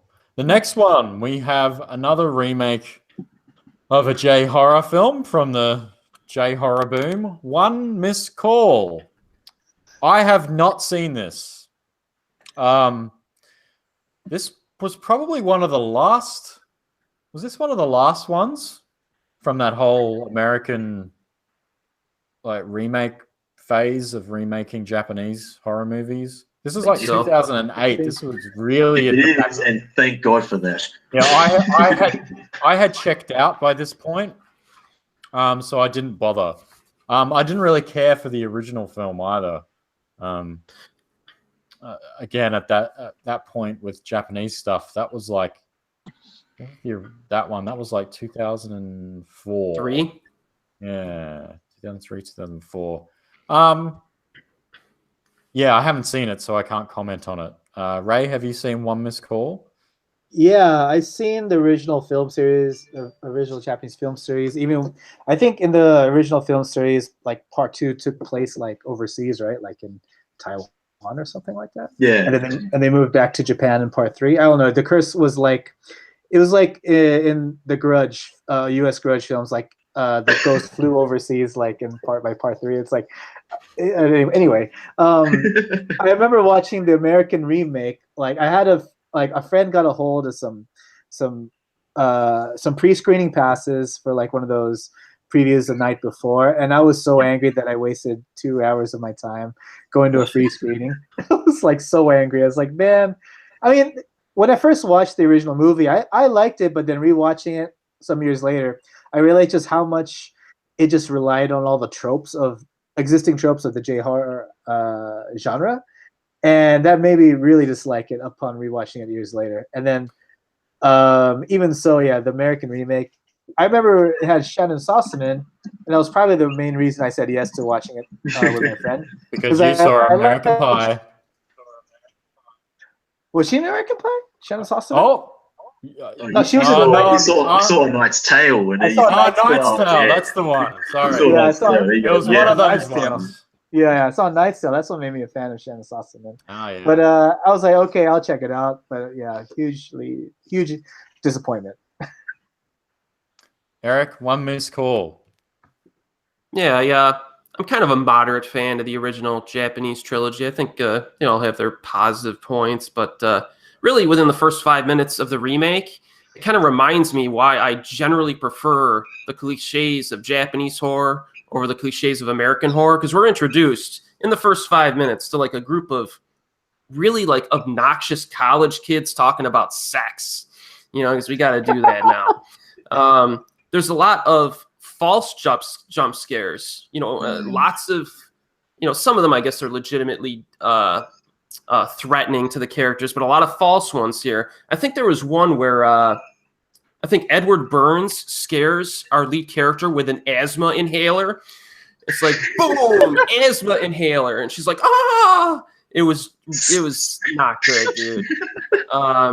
Yeah, Shannon Sossaman, just, not really that good. And, the ghost kills a cat at one point, which I'm not sure why it did that. But regardless, Hey, more cats. Hey, speaking of cats. Good timing. So, yeah, There's not another good. cameo. Yeah, another shit remake from Hollywood. Harris? Well, I like the original. It's fun, and I particularly like the sequence where they're showing a TV show that not this TV station, and have like the mystical guy doing all this fake, maybe seance or something like that, and it's like, oh, let's stop the curse from here. We'll talk to her, just for TV ratings. I thought that was very funny and kind of fun, and I like the acting in it as well. The scene where it's in the hospital, that's pretty quite effective as well. And as for the remake, yeah, that totally sucks. I mean, they changed it. It's total shit, and the ringtone is freaking awful as well. It's not scary, Like, it's not scary at all. It's nothing. And the jump scares, I laugh at every single one of them. It's like, they're not jump scares. It's basically like a farmer prodding a cow with a cow stick, or grabbing a taser and just poking the cow, and some response will happen. That's what jump scares are. There's no build up to it, And I still remember the poster of the One Miss Core remake. There's like 2 ears, Like the or 2 hands or faces. something? Yeah, hands or something like that. I'm like, what the hell? I was thinking, is this an alien movie? Did I change this to aliens or some shit? What the fuck is this shit? It's just terrible. The remake is terrible. It's not even, doesn't rank to any of the other horror remakes. It's just crap. All right. Talking about crap horror remakes, I'm going to go straight to Eric with this one. Oh shit. Because I know Pulse, the original 2001 Kurosawa film, is one of your favorite movies, right? What's up That is there? correct. So what do you think of the 2006 remake? This is your time, sir. Vent all you want. Actually, I think it's this is one of those films that when I first saw it, it was frustrating and annoying. But over time, it's actually kind of interesting to talk about because you really get to see. And if you really want to see, like, if anybody's doing like a paper on remakes, this would be a pretty good study of watching the original Pulse and then the remake right after it in the same night, because you see a lot of how these things work with these remakes. Like, the people who wrote this remake, I don't even think really understood or paid attention to anything of the original film, because really in the original film, it's the ghosts really don't even like attack anyone. They basically communicate to human beings certain aspects of how the supernatural is in creepy ways, because they're ghosts.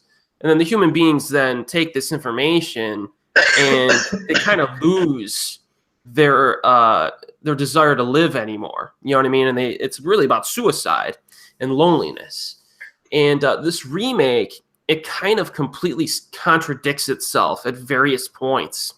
I don't think I have any quotes in here, but I remember there was there's a line where they're like, oh, these ghosts, they want to live, they want to come back to the human world, and they're trying to like kill people and absorb.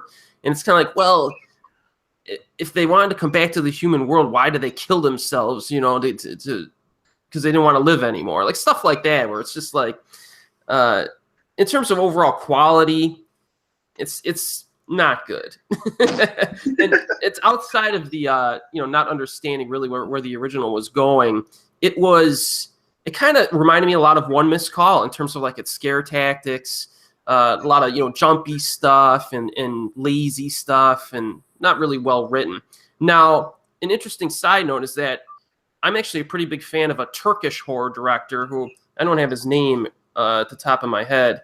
He remade Pulse in Turkey, and that movie was better than the American attempt. So it I don't know. So those are my general thoughts.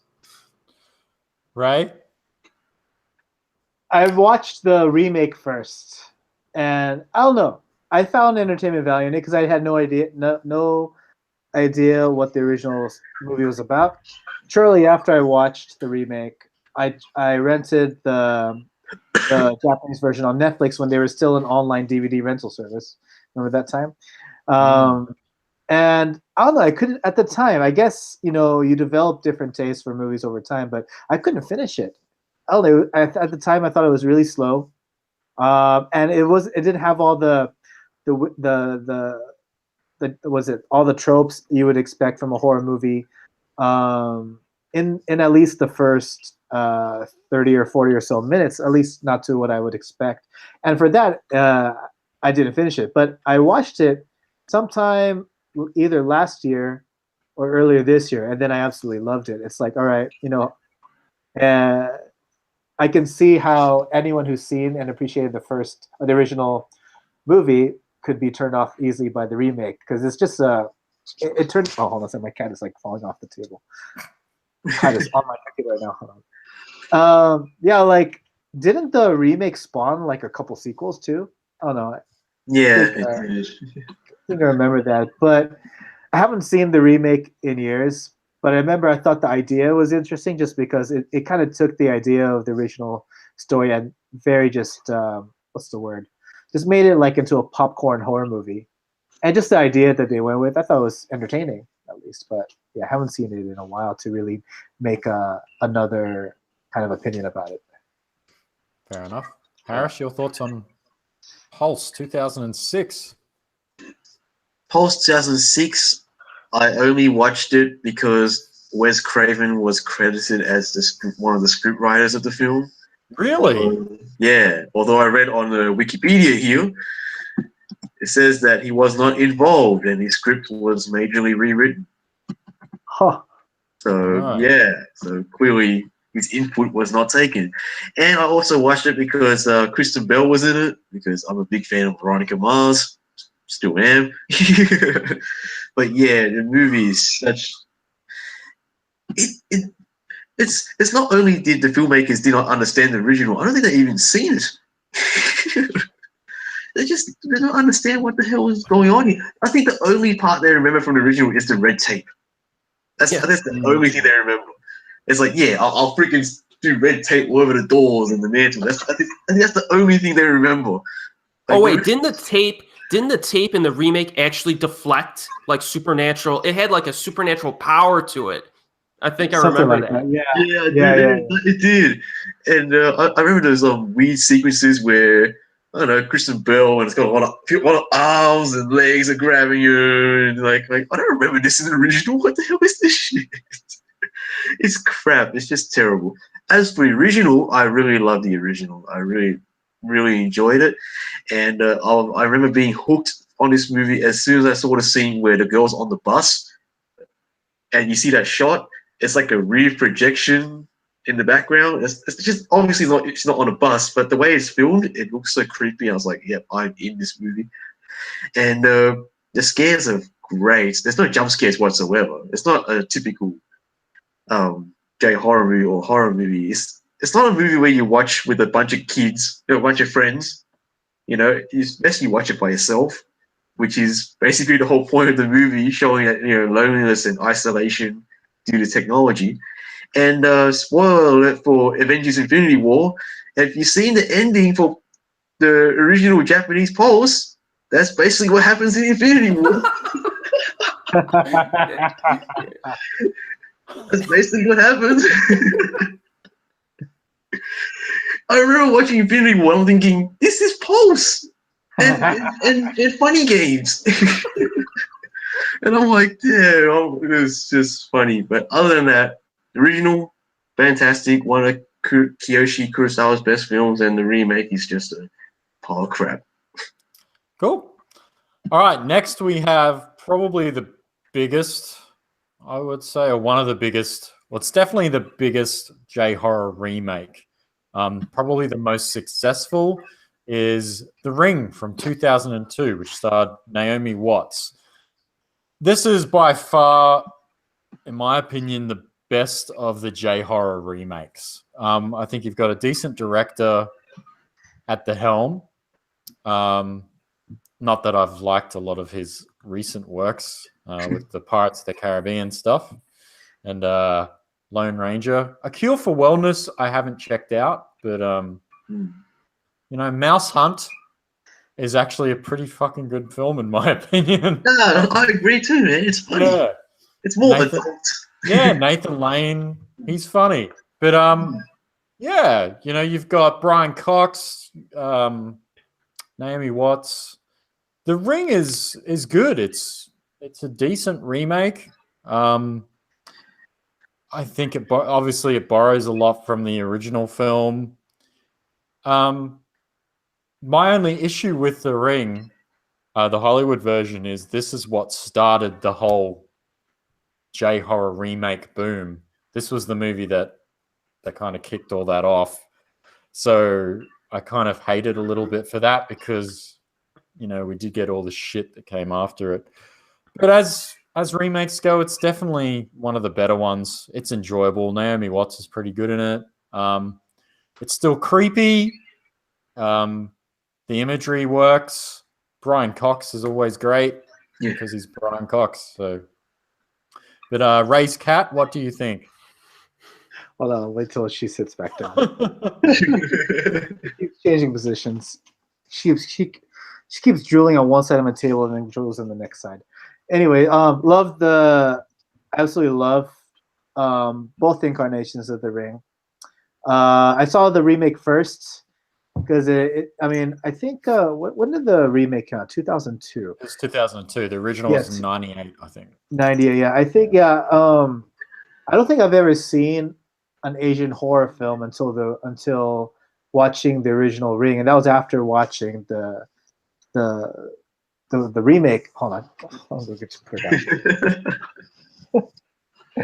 And I remember it set off like it was around my first or my second year of university, and like it was just getting a whole lot of buzz with all the students. Like, have you guys seen The Ring? You got 7 days, and it just created all this hype.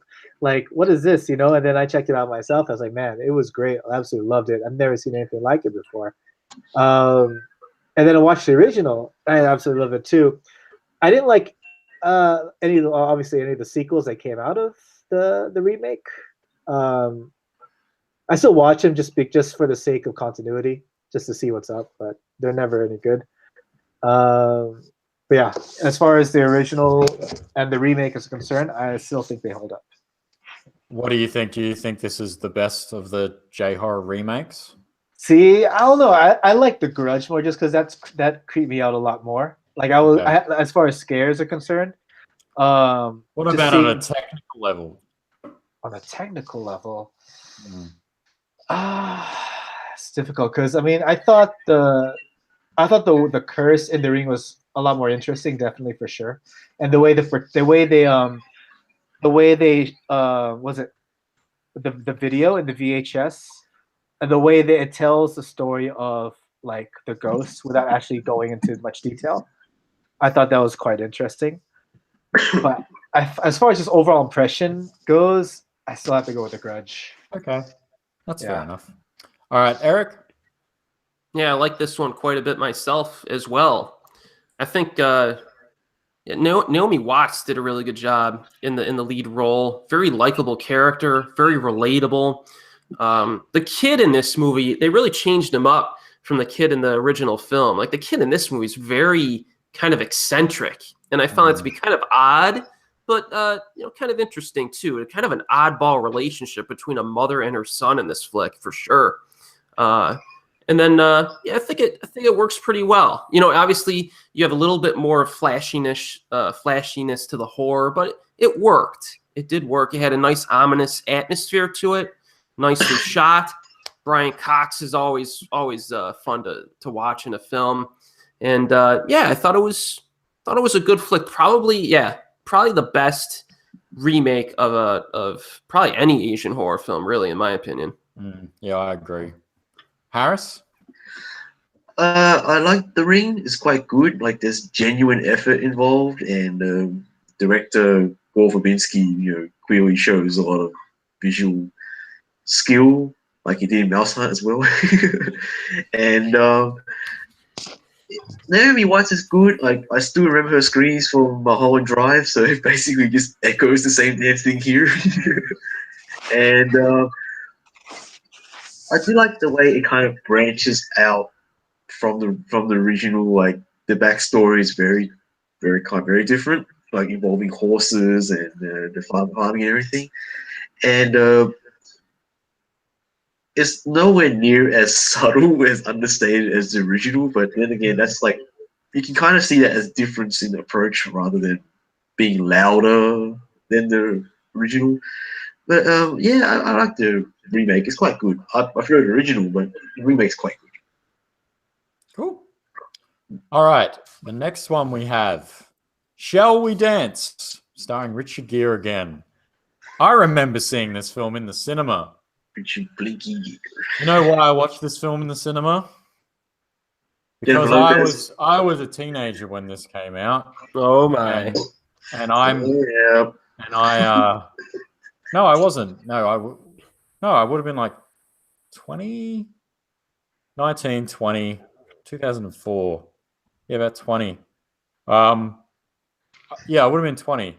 I met some girl at a nightclub, and she was this really, really, really, really attractive French girl, and she was in Australia to study. I was studying at the time as well, and she said, I can't do a French accent, but she asked, I asked her out or whatever. And then this is back in the day where you didn't have Snapchat. So you couldn't send snaps to each other. You had to like call each other or like text each other or play Snake on your phone. And anyway, I said, oh, how about we see a movie? And she picked Shall We Dance? I remember not hating the movie. At that point in my life, I was into Asian cinema, but I wasn't really aware that it was a remake of a Japanese film. I have seen the Japanese film since. To be honest with you, I think they're both sweet movies. I think Shall We Dance is okay. I don't hate it. And I like the original. I think it's a nice movie. I think it's a good kind of like drama. Good family film. I like it.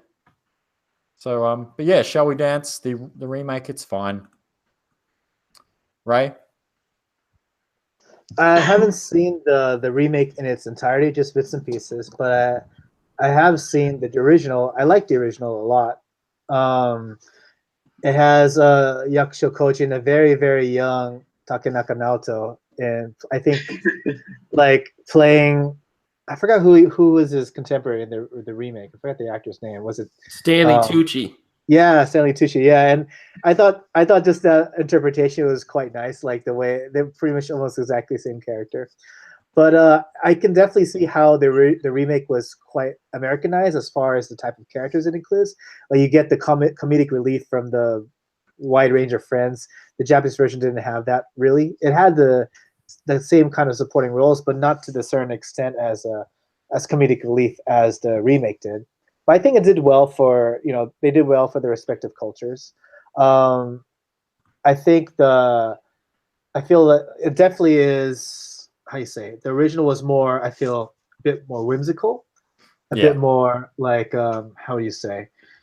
like almost depressing in a way, the way things get to a certain point without even diving into much comedic territory. But I feel like, I haven't seen the remake in its entirety, but all I remember is that there was a lot more comedy, a lot more energy, definitely, in that film. And a lot more Jennifer Lopez. Oh yeah, Jennifer Lopez. That's right. J-Lo. So you can't really go wrong with J-Lo. Can't unless it's Jiggly, but Well, that, yeah. Out of Sight's a great film. I still love that movie. Erik, your thoughts on both the Shall We Dance movies? I rewatched the Japanese one and then watched the remake for the first time during the past few weeks. The interesting thing that I realized after rewatching the Japanese film is that it defines itself as a Japanese film in the opening minute, because it says it actually says that it references the Japanese trend of couples that tend to shy away from public displays of affection, even holding hands. So the concept of dancing closely in public, like between a man and a woman, is inherently scandalous. It actually says this like at the beginning of the movie. Yeah. And so there's obviously that cultural aspect that does not make its way over to the remake at all, right? But the original film definitely whimsical is really kind of the perfect word to describe it. Very charming, very laid back. Naoto Takanaka is just phenomenal in it as well. The remake, I thought, was like, it had its moments. It's not bad or anything. Richard Gere, I've never been like a huge fan of the guy. He's all right. But I really had a problem with J-Lo in this one. I thought she was pretty bad in it. She tries to play like this, a woman who's like suffering emotionally, or she's like very melancholy, and I just don't think it works at all. She has no depth in her performance. And Stanley Tucci tries, but you can't fill Naoto Takanaka's shoes, baby. That man's got his own thing going, baby. This was directed by the man who did Hannah Montana, the movie, by the way. But Shall We Dance, it has its moments. I can understand why some people would like it. Not a bad movie by any means, but really J-Lo really hurt my experience with this one. Harris, Shall We Dance? I've seen the remake. I don't remember much of it. I remember Ja Rule in it. the rapper. Really? I don't remember Ja Rule. Yeah, I remember Ja Rule in it. I remember him in it. And I remember being fine. I remember being bored by this. But it's not a terrible movie. I mean, Richard Gere just does the, Richard Gere performance where he just basically just blinks to emote. He doesn't emote much in his movies. All he does is blink hard. But I really like the original though. The original is like a lot of fun, and it's Naoto Takanaka. He's a freaking hoot. Before he just struts at work, just does the turn. Oh man, I remember watching that movie and imitating him after the movie was over. Like I would do it to my friends and shit. He's fucking hilarious, and the wigs he wears while he's dancing, and of course people would be scared by him. I'm thinking, I remember watching the movie, I'm thinking, why aren't these guys scared by him? And I'm like, oh, later, 10 seconds later, the characters are like, yeah, don't do that. It's just creeping me out. Just don't do it. But yeah, it is a bit too long, the original though, and I like the actress in it as well, and because she doesn't beg to be likable in the beginning of the film, as usually these romantic comedies do. Like, of course, they don't end up together at the end. That's not that type of movie. But I like the way she portrays the character, and it's because of that movie I saw the director's later work, like what's that, Lady Maiko, the musical. It's kind of like My Fair Lady. Yeah, I remember watching that afterwards. That was pretty good too. And I like Shall We Dance. It is whimsical. I mean, really is the perfect word. And if you're gonna watch the movie for one reason, Takanaka is the biggest reason to watch that movie. Cool. Next up, we have another remake of Yojimbo. This was the very first episode of Rehash, The Warrior and the Sorceress, starring drunk David Carradine. I liked the movie, I got to say. It's terrible, but it's a B-grade movie that stars drunk David Carradine. And he is honestly, like, you watch the film, you're like, you're drunk, David. What are you doing? You shouldn't be throwing that sword around, David. You're too drunk to be doing this. But it's David Carradine, and David Carradine's awesome. And he kind of doesn't give a shit. And it's like they did something different. I'll give it that. Like with the whole, they borrow a lot from Yojimbo, but they also borrow a lot from Star Wars and a lot of the like Conan and all those things. So it's a kind of a mixed bag. Warrior and the Sorceress. It's a Sorceress. It borrows a lot from different things, but I think it's worth watching, just for David Carradine and how silly it is. And you get the bad guy, and he has his little Muppet friend who's like a little alligator dude. The alligator dude's worth watching. Sounds like the friend of Jabba the Hutt. Yeah. Yeah. He's like Salacious Crumb. Has anybody seen The Warrior and the Sorceress? Am I the only one? I think you're the only one, man. I would love to watch it, though. It sounds like a movie that I would love to watch, though. I have the DVD. Oh. I can send you the DVD, dude. Oh, great. It's probably on YouTube. Somebody's probably put the thing on YouTube. I wouldn't be surprised if it's on YouTube. But it's okay. The last one we have on the list, but we do have another one I want to talk about that we forgot. The Yellow Handkerchief. I haven't seen either of these. Has anybody seen this? Haven't. It's a William Hurt film from 2008. Nope, I have not seen it. No? Okay. We're skipping that. All right, we're going to end the night with everybody's favorite Japanese anime manga adaptation. Oh, yes. Directed by Adam Wingard, your friend and mine. Death Note. Death Note. Again, this came out last year, 2017, the year of outrage over things. And again, I think people were outraged for some of the wrong reasons. The main reason being that the movie is fucking terrible. The lead in this, Dickface McGee, as I call him. How the hell did that guy get past the audition? That's what I'd like to know.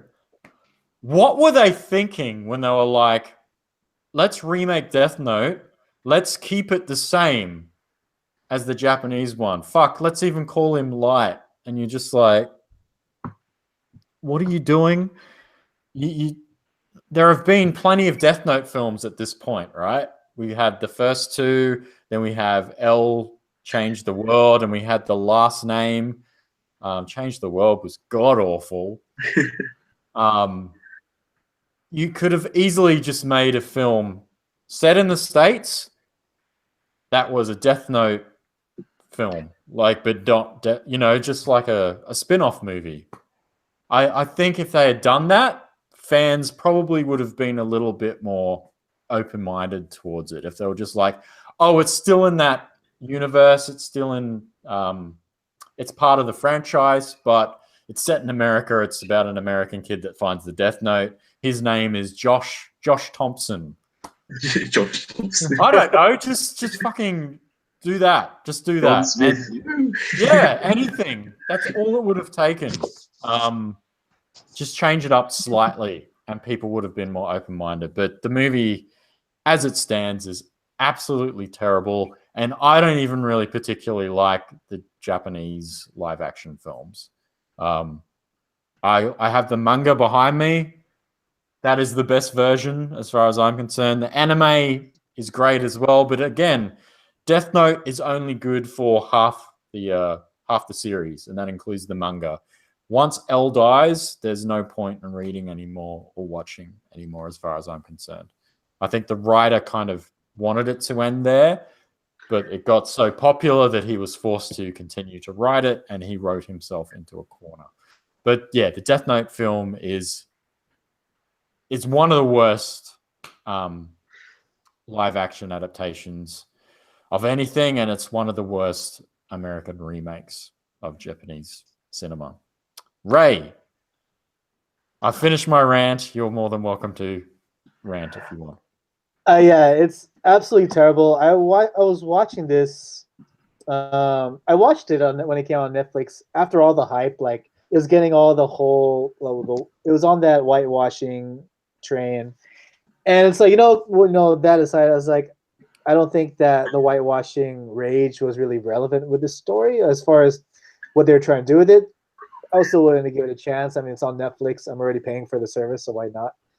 I remember watching it with my wife, and she was just kind of really turned off by the movie, especially after the first encounter with Light and Ryuk, with the whole screaming business. It's like, oh yeah,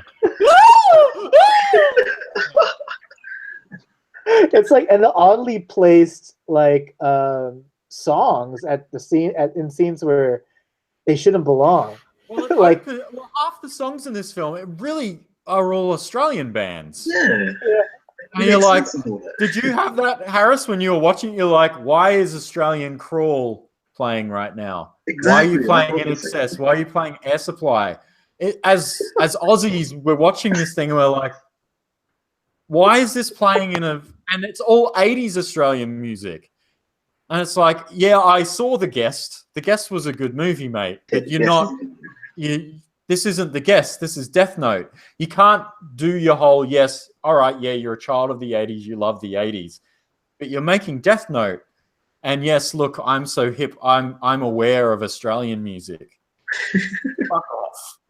That's all I'm going to say. Anyway, sorry, Ray. Oh, no, that's fine. Yeah, I felt like, I mean, at the time, I didn't realize like they were Australian songs until you pointed them out. I still thought, regardless, it was very odd. Like the selection was really odd. Like they're definitely oldies, but this movie had no connection with oldies at all. It didn't even take place back in the day. It was a modern day tale, as far as what I remember.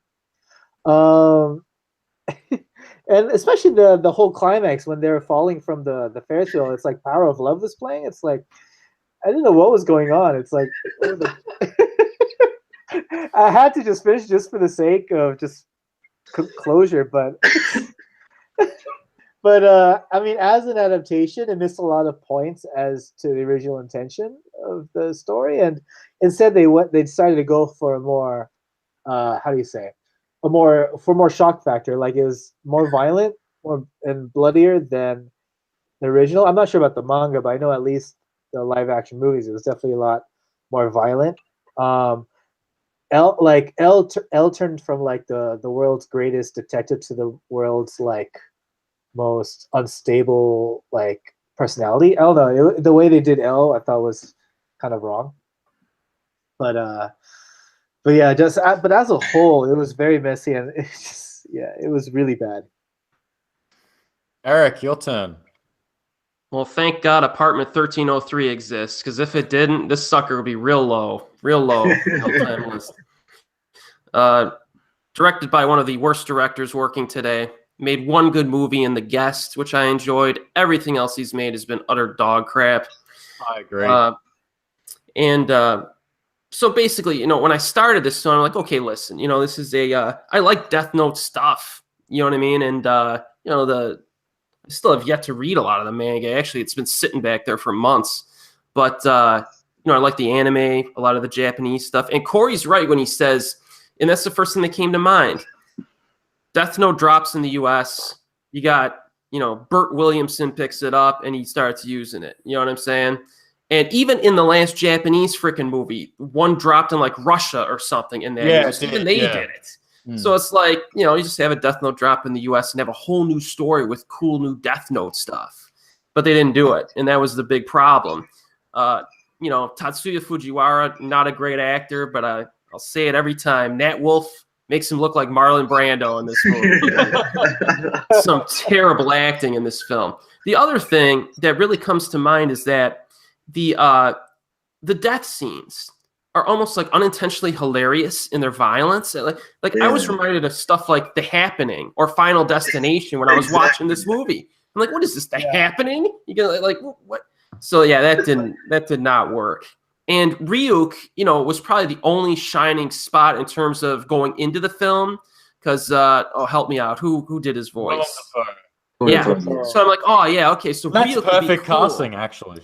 Yeah, Real could be cool, and the voice acting was good, but the way they wrote him, he wasn't even as entertaining as he was in the Japanese movies. So, yeah, this is a really bad movie. So, yeah. And looks like he might be remaking I Saw the Devil at some stage. Yeah. Oh, Anyway, Harris, your thoughts on the Death Note remake? I thought it was hilarious as shit. I started laughing as soon as I saw Nat Wolf screaming his head off. I mean, like the screaming from Shia LaBeouf in the Transformers movies just sound macho in comparison. And it's terrible.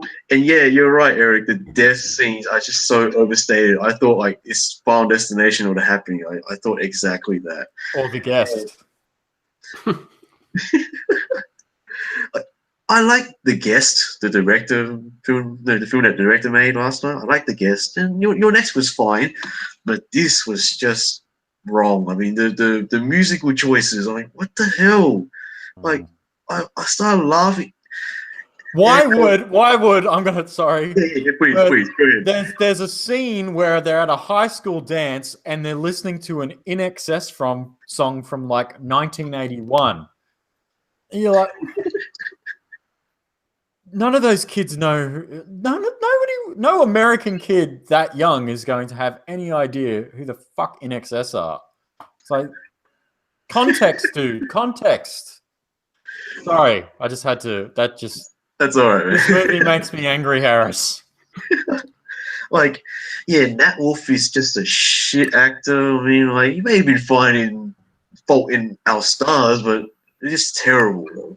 Like, and the actress who portrays, I think in the film here is named Maya or something. What's the female character in Death Note? That was it? No. Misa, not Misa. Yeah. I think it's Misa. Yeah. She's played by Margaret Qualley, who's in The Nice Guys. Have you seen The Nice Guys? No. No. Like for those who've seen it, every time I see the actress in this film, all I can hear is her saying, "It's not a porno," really loud, just like in The Nice Guys. I just keep hearing that all the time. Like it's just so wrong. And oh right, I was on Twitter, and the actor that plays L, Lakeith Stansfield, he tweeted, and he said that I considered Death Note was a comedy, and he deleted that tweet.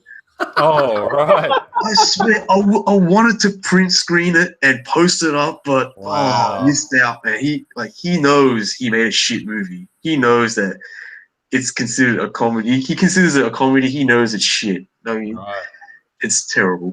Well, this film had a $40 million budget, and in an interview, Adam Wingard stated that Netflix has wanted to make at least 2 films if enough people watch the first one.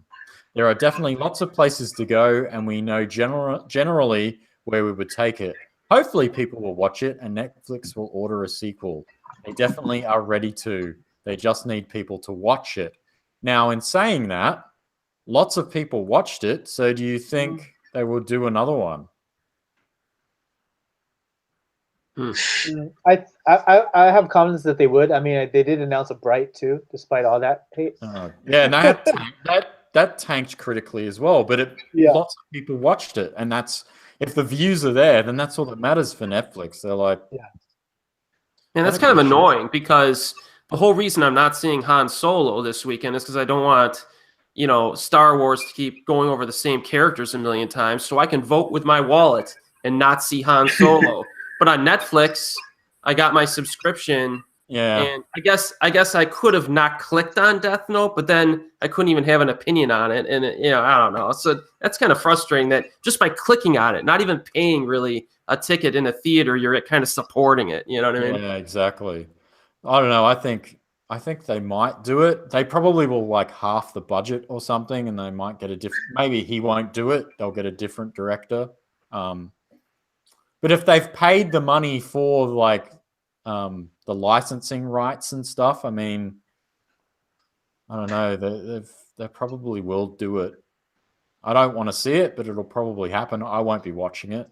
I'm doing the same as you, Eric. I'm not going to see Solo either because, and I think a lot of people are. I think that's tanked, hasn't it? Well, yeah, that came out like we were actually, I saw you posting that one YouTube channel the other day, Yeah. and they were saying that Disney's original estimates, their own estimates, was that it would hit 175 million. This was like a few weeks ago, and they were like, "Oh, it's the first day sales are doubling Black Panther and all this stuff." Oh, bullshit! And now the actual trades and the third parties and the people that cover stuff, they're tracking it at a 3-day weekend of like 90-something million. Not counting the holiday. And everybody's like, well, Disney was probably just trying to pump up the hype. This is going to be big. Everybody get out there. You know what I mean? So, and less than 100 million in a weekend for a Star Wars film nowadays is pretty terrible. So I'm kind of wondering what type of ramifications it's going to have, if that's going to change their plan as to what types of films they're going to be producing in the future. Yeah, I don't know a single person that's gone to see it. It opened here in Australia, and we do midnight screenings. So we actually get these movies before you guys. So they did like midnight screenings. It was Wednesday night. They do the midnight screenings. And I looked out of curiosity at the major cinemas in Brisbane. And they were almost like, there were some cinemas that had only like sold 1 or 2 tickets to a midnight screening of Star Wars, where you can see it before anywhere else in the world. And you're like, dude, I went to every single one of those for the prequels. Like, granted, they were, I was a teenager when they came out, but fuck. Like, that says a lot when you can't get people in the seats to an early screening of Star Wars. But anyway. So that's it. We're done for our Japanese stuff. The next episode, I'm thinking we will do Korean movies that have been remade. And then after that, we might cover everything else because there's not a lot of Chinese movies. There's only like 2 Indian films, and there's a Filipino movie and a couple of Thai movies, I think, and that's about it. So we might do an entire episode on Korean films that have been remade, because there's a few there I haven't seen and I want to get around to seeing. So that could be interesting. Yeah. All right, let's see if there's anybody watching still. 22 people watching. Has anybody got any questions? We might just do 10 minutes of questions and then I need to go to bed.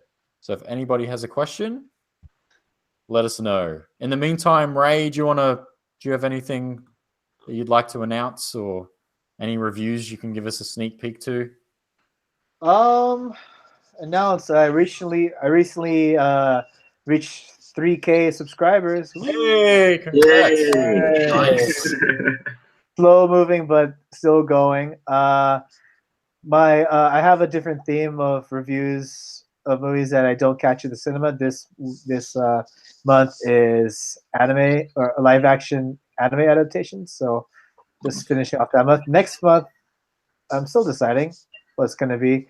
It's probably going to be just anime movies, just to keep it basic.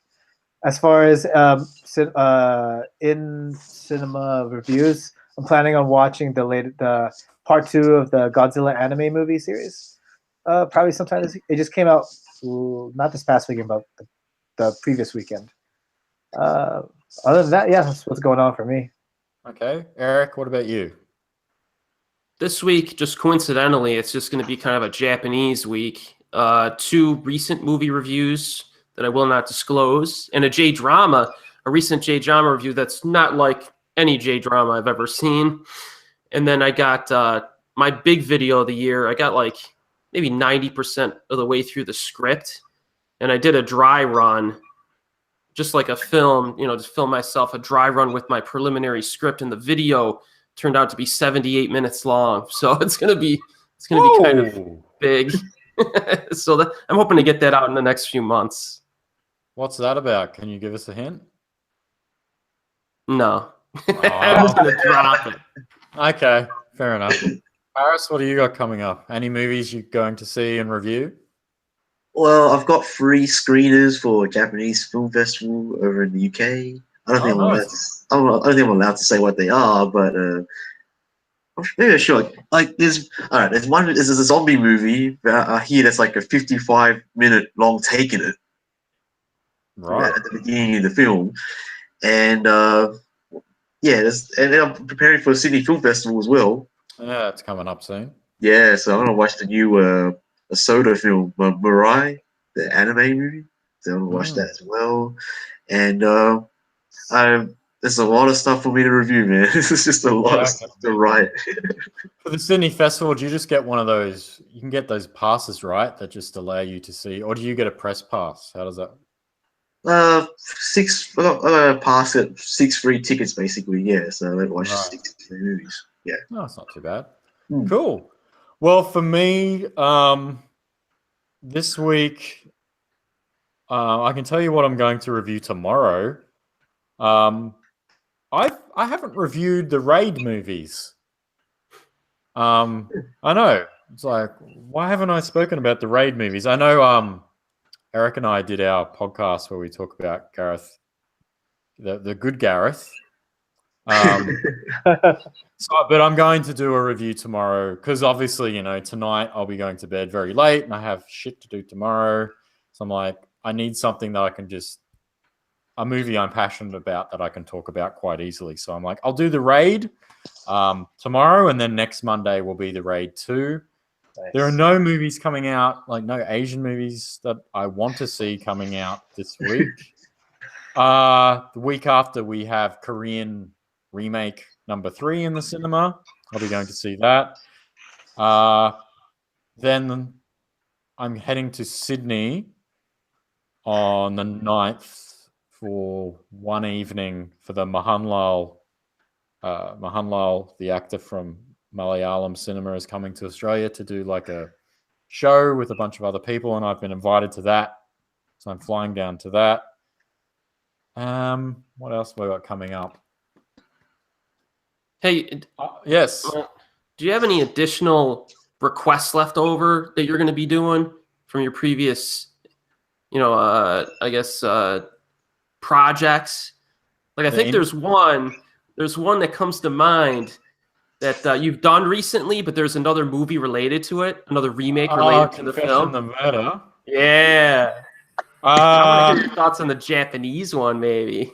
Yeah, that might be coming soon. I have to organize something with Nathan because we watched the first one together, and I'm like, I've got to upload the commentary for Confession of Murder, but yeah, I was like, dude, we might do that this week. If not, it might be the week after. But yeah, I've got that to do. And then we've got to do Double Team and Knockoff at some stage as well. Oh, yeah. Yes. Yeah. So I'm thinking about doing basically a rehash episode, but it's going to be an unofficial rehash, and we'll talk about Double Team and Knockoff. And those videos take a very long time to put together. Just to give you guys an example, Manhunt, that episode took me an entire day. And I mean, I got up at 7 o'clock in the morning.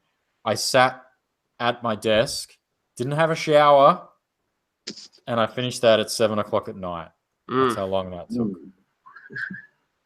And that was without including, because we watched that separately because Nathan was sick and I was sick, so we couldn't work out a time to watch that together to film a commentary.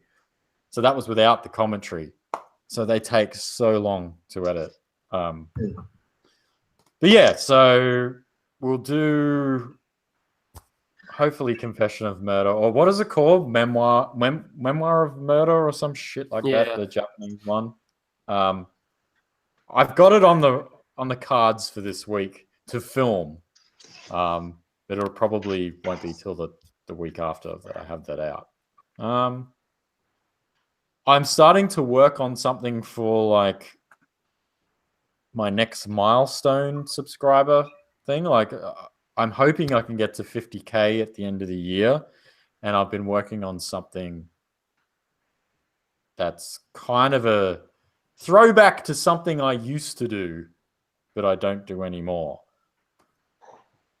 See, I like it when we're a little obscure and vague in what we're doing. So that it's kind of a surprise, you know. Yeah. So I'm working with a friend. I'm making something big for that, but we'll see. But it's going to take a lot of work. So yeah. All right. Let's see if anybody's watching and anybody has any questions. What have we got here? We've got a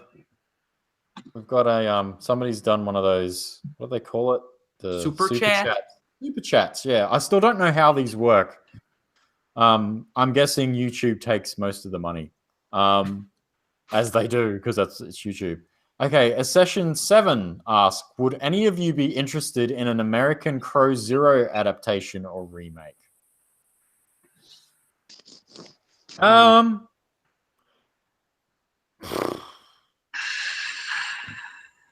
We already have the Warriors. We spoke about the Warriors earlier. You know, you've got these teenage gangs fighting each other. I think they would be more likely to remake the Warriors before they remade like a... I don't know. The thing about the Crows movies is it's very Japanese high school. Mm-hmm. Very Japanese boys high school. So I'm not sure you can just dump that into an American setting.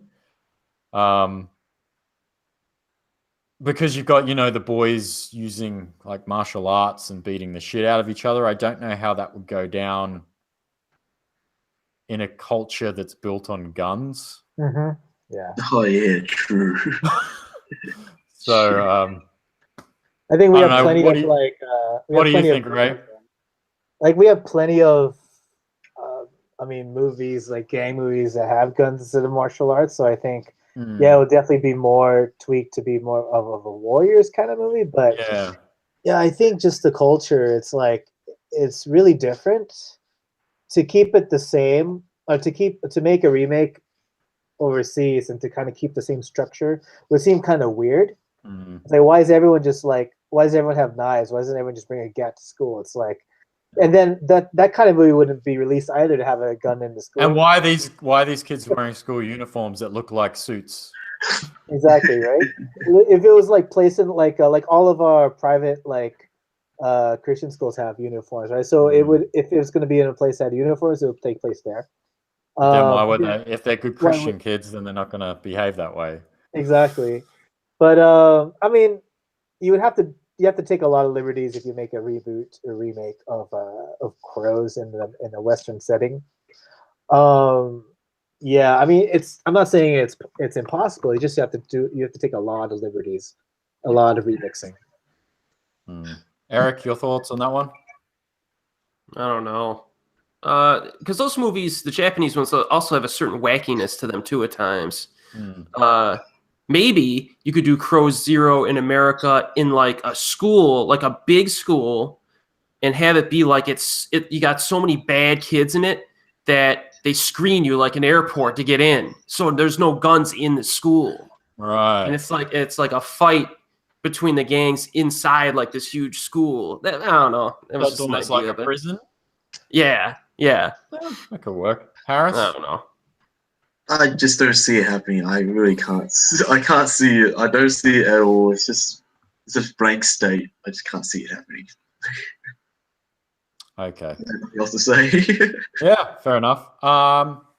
We have one from ASAP Mary. Have you seen the movie Outsider? I'm assuming that's the Jared Leto Netflix movie. I have not watched it. I've heard it's not as bad as people make it out to be, but I have not watched it.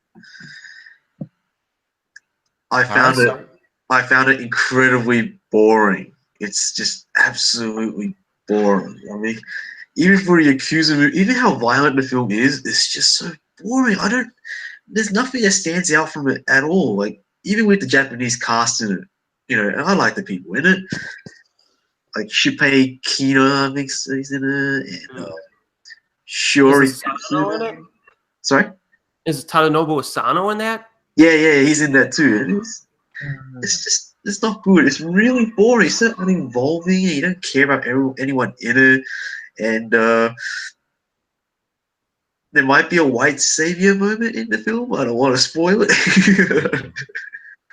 But yeah, it's really boring. Just don't watch it. It's a waste of 100 minutes. Right. Well, I read the synopsis. It's like it sounds like the kind of American film that would have been made in like the 70s or something like that. It doesn't really seem like, why are you making this? Like I don't understand why that film got made. Erik, have you seen it? No, I don't even really know what the synopsis is, but like there was a movie called Black Rain with Michael Douglas that I did enjoy back in the 80s. Where you got this white guy going to Japan to take somebody, and I actually liked that movie. But so I don't know. Scott, isn't it? Yeah, I might give The Outsider a shot. It's very low on my to-do list, though. Yeah, same here. And Ray, haven't seen it. Haven't seen it. Also very low on my radar. I mean, I know it exists, but you guys are very fortunate, man. Very fortunate. All right. Do you guys count Inception as a remake of Paprika?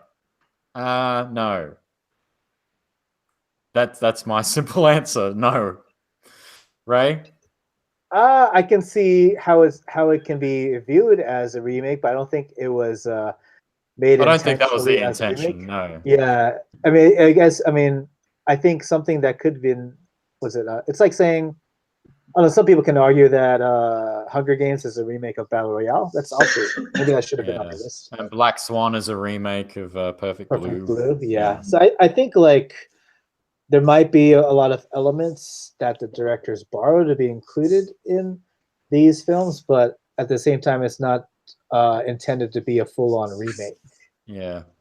And the whole thing about people going into dreams and stuff, it's like, well, wasn't there that movie Dreamscape and, A Nightmare on Elm Street? Like, obviously, we can, how vague do you want to go? Yeah. And how broad do you want to paint this about going into people's dreams and all that kind of stuff? Erik, what do you think? Yeah, I agree. I think I agree with you guys. I mean, there's movies that take inspiration from other flicks, and and it goes both ways too. Because like, I really enjoy the Korean film The Thieves. First half of that movie is basically Ocean's 11, but the second half is just totally different. It's an all-out action flick. And the same goes with like the Hunger Games. The second half of that movie is like Battle Royal, but the first half is like nothing to do with with Battle Royal at all. So I wouldn't count Inception as a remake either. Yeah. Harris?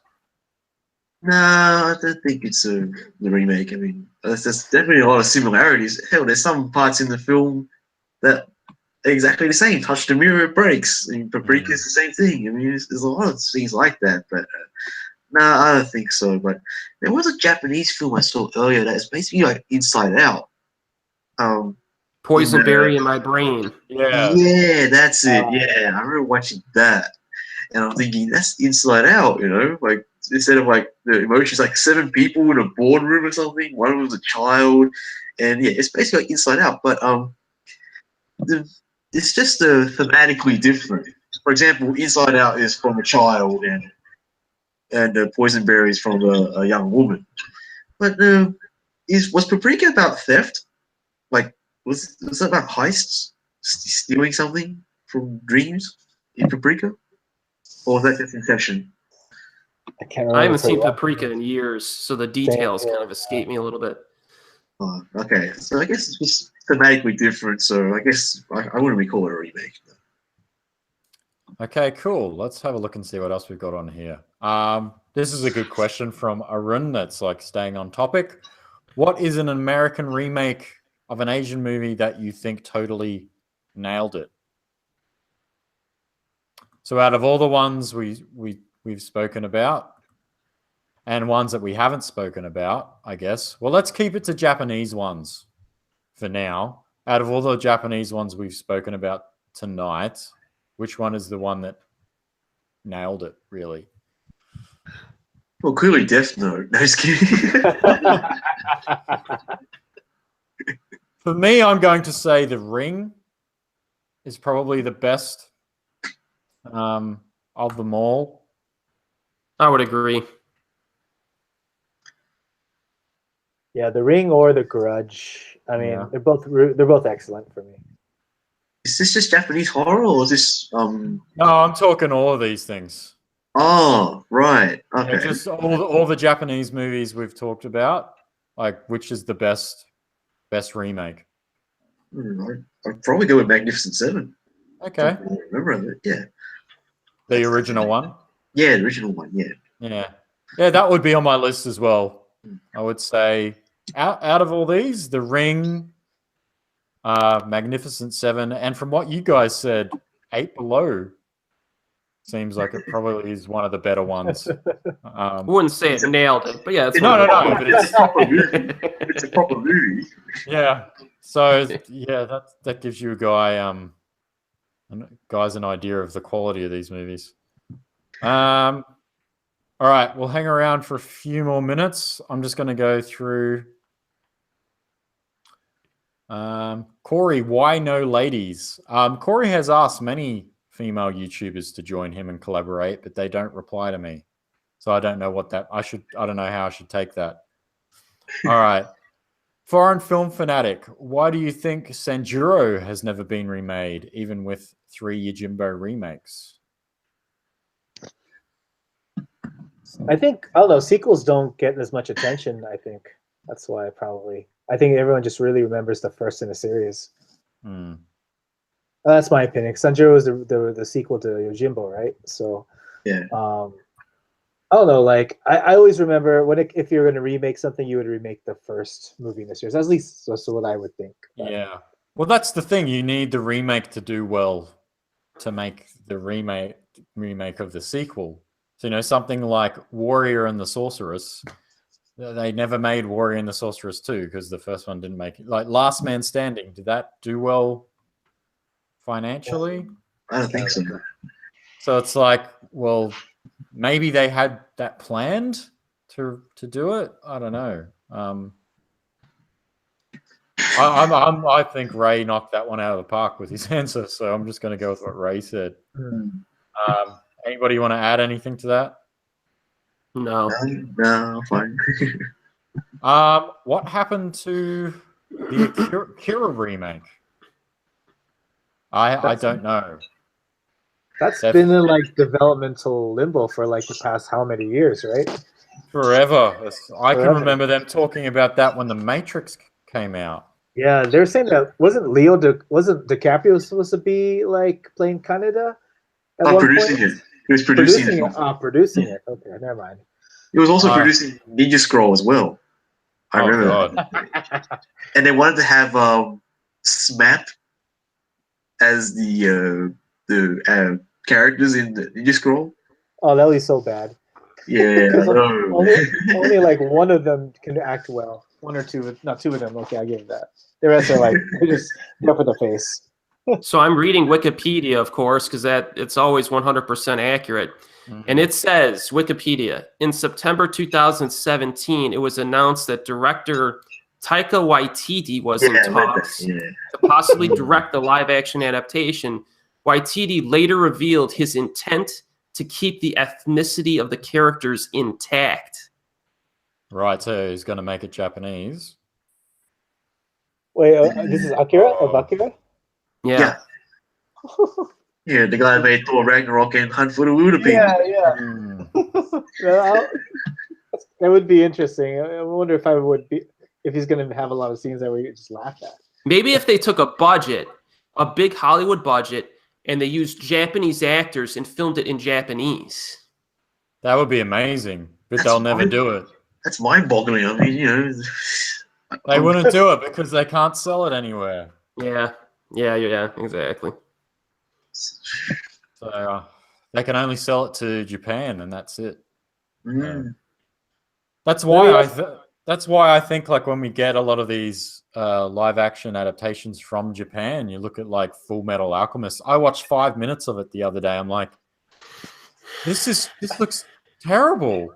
And that's the best part of the movie you just Yeah. saw. They spent $5 on this fucking movie. It's like because they just rush them out because they know like they're basically making these movies for Japanese people. They don't really give a shit about the foreign audiences. So yeah, I, that would be an amazing idea, Eric, but I can't see that happening. Are there any famous Asian filmmakers, actors you'd like to see a biopic of? I'd love to see a Kurosawa biopic. I want to see one on Sion Sono. There is one. Oh, no, actually, not really. I heard about that. Yeah. Was it any? Have you seen it? Yeah, it's fine. It was pretty good. I mean, there was funny stories from the actors of Himizu, basically saying when they first met him, he fell asleep during the script reading because he was drunk from the night before or something. Well, I remember seeing the behind the scenes on Love Exposure where he just berated Hikari Mitsushima, made her sit in a corner to learn how to act. I was like, wow. Woo-hoo. Hashtag me too. Yeah. I want to see a biopic on Itami Juzo because I heard he had a lot of run-ins with the Yakuza, a lot of trouble, and eventually his career ended with a suicide, right? The man that made Tempopo, right? Yeah, Tampopo, Taxing Woman, like all excellent movies, but he had so much trouble with the Yakuza. Like I don't know. Just hearing about his life story just seems so interesting. There's one I want. I want one of Leslie Chung. Yeah. Leslie Chung. Dearly missed. I think that would be absolutely fascinating. But I remember when I was in Hong Kong, I asked somebody about that, and they said the family, apparently a lot of studios have wanted to make that movie, but the family are like, no, we don't want it to be made. So unfortunately, we'll probably never get his film about his life, which would be absolutely incredible, I think, if you got the right actor, of course. But his life story is tragic, but they're the ones that make the best biopics, man. People love Leslie, man. Oh, Especially when he stopped singing, like he basically retired as a singer, and then he made Bride with White Hair, and he made a song exclusive for that film. And I bet you because the song was only in the film, a lot of people wanted to see the movie just because the song is in the film. Like, not to berate the film as crap, it's freaking awesome, but still, it's a good movie. Yeah. Yeah, cool. All right, I think we'll leave it there. It's getting very late. It's almost 1 a.m. here. Thank you guys for joining me. I appreciate it. Make sure you check out the links in the description to this video. You will be linked to Ray's YouTube channel, Eric's YouTube channel, and Harris's blog. So I'll talk to you guys very soon. Thank you for joining me. Thank you, everyone who watched this live, and thank you to the people that will watch it at a later date. I know most of our viewers watch this later on, so which is fine. All right. Thanks, guys. I'll talk to you soon. Hey, guys. Thank Peace. you. See you later. Bye. Have a good evening.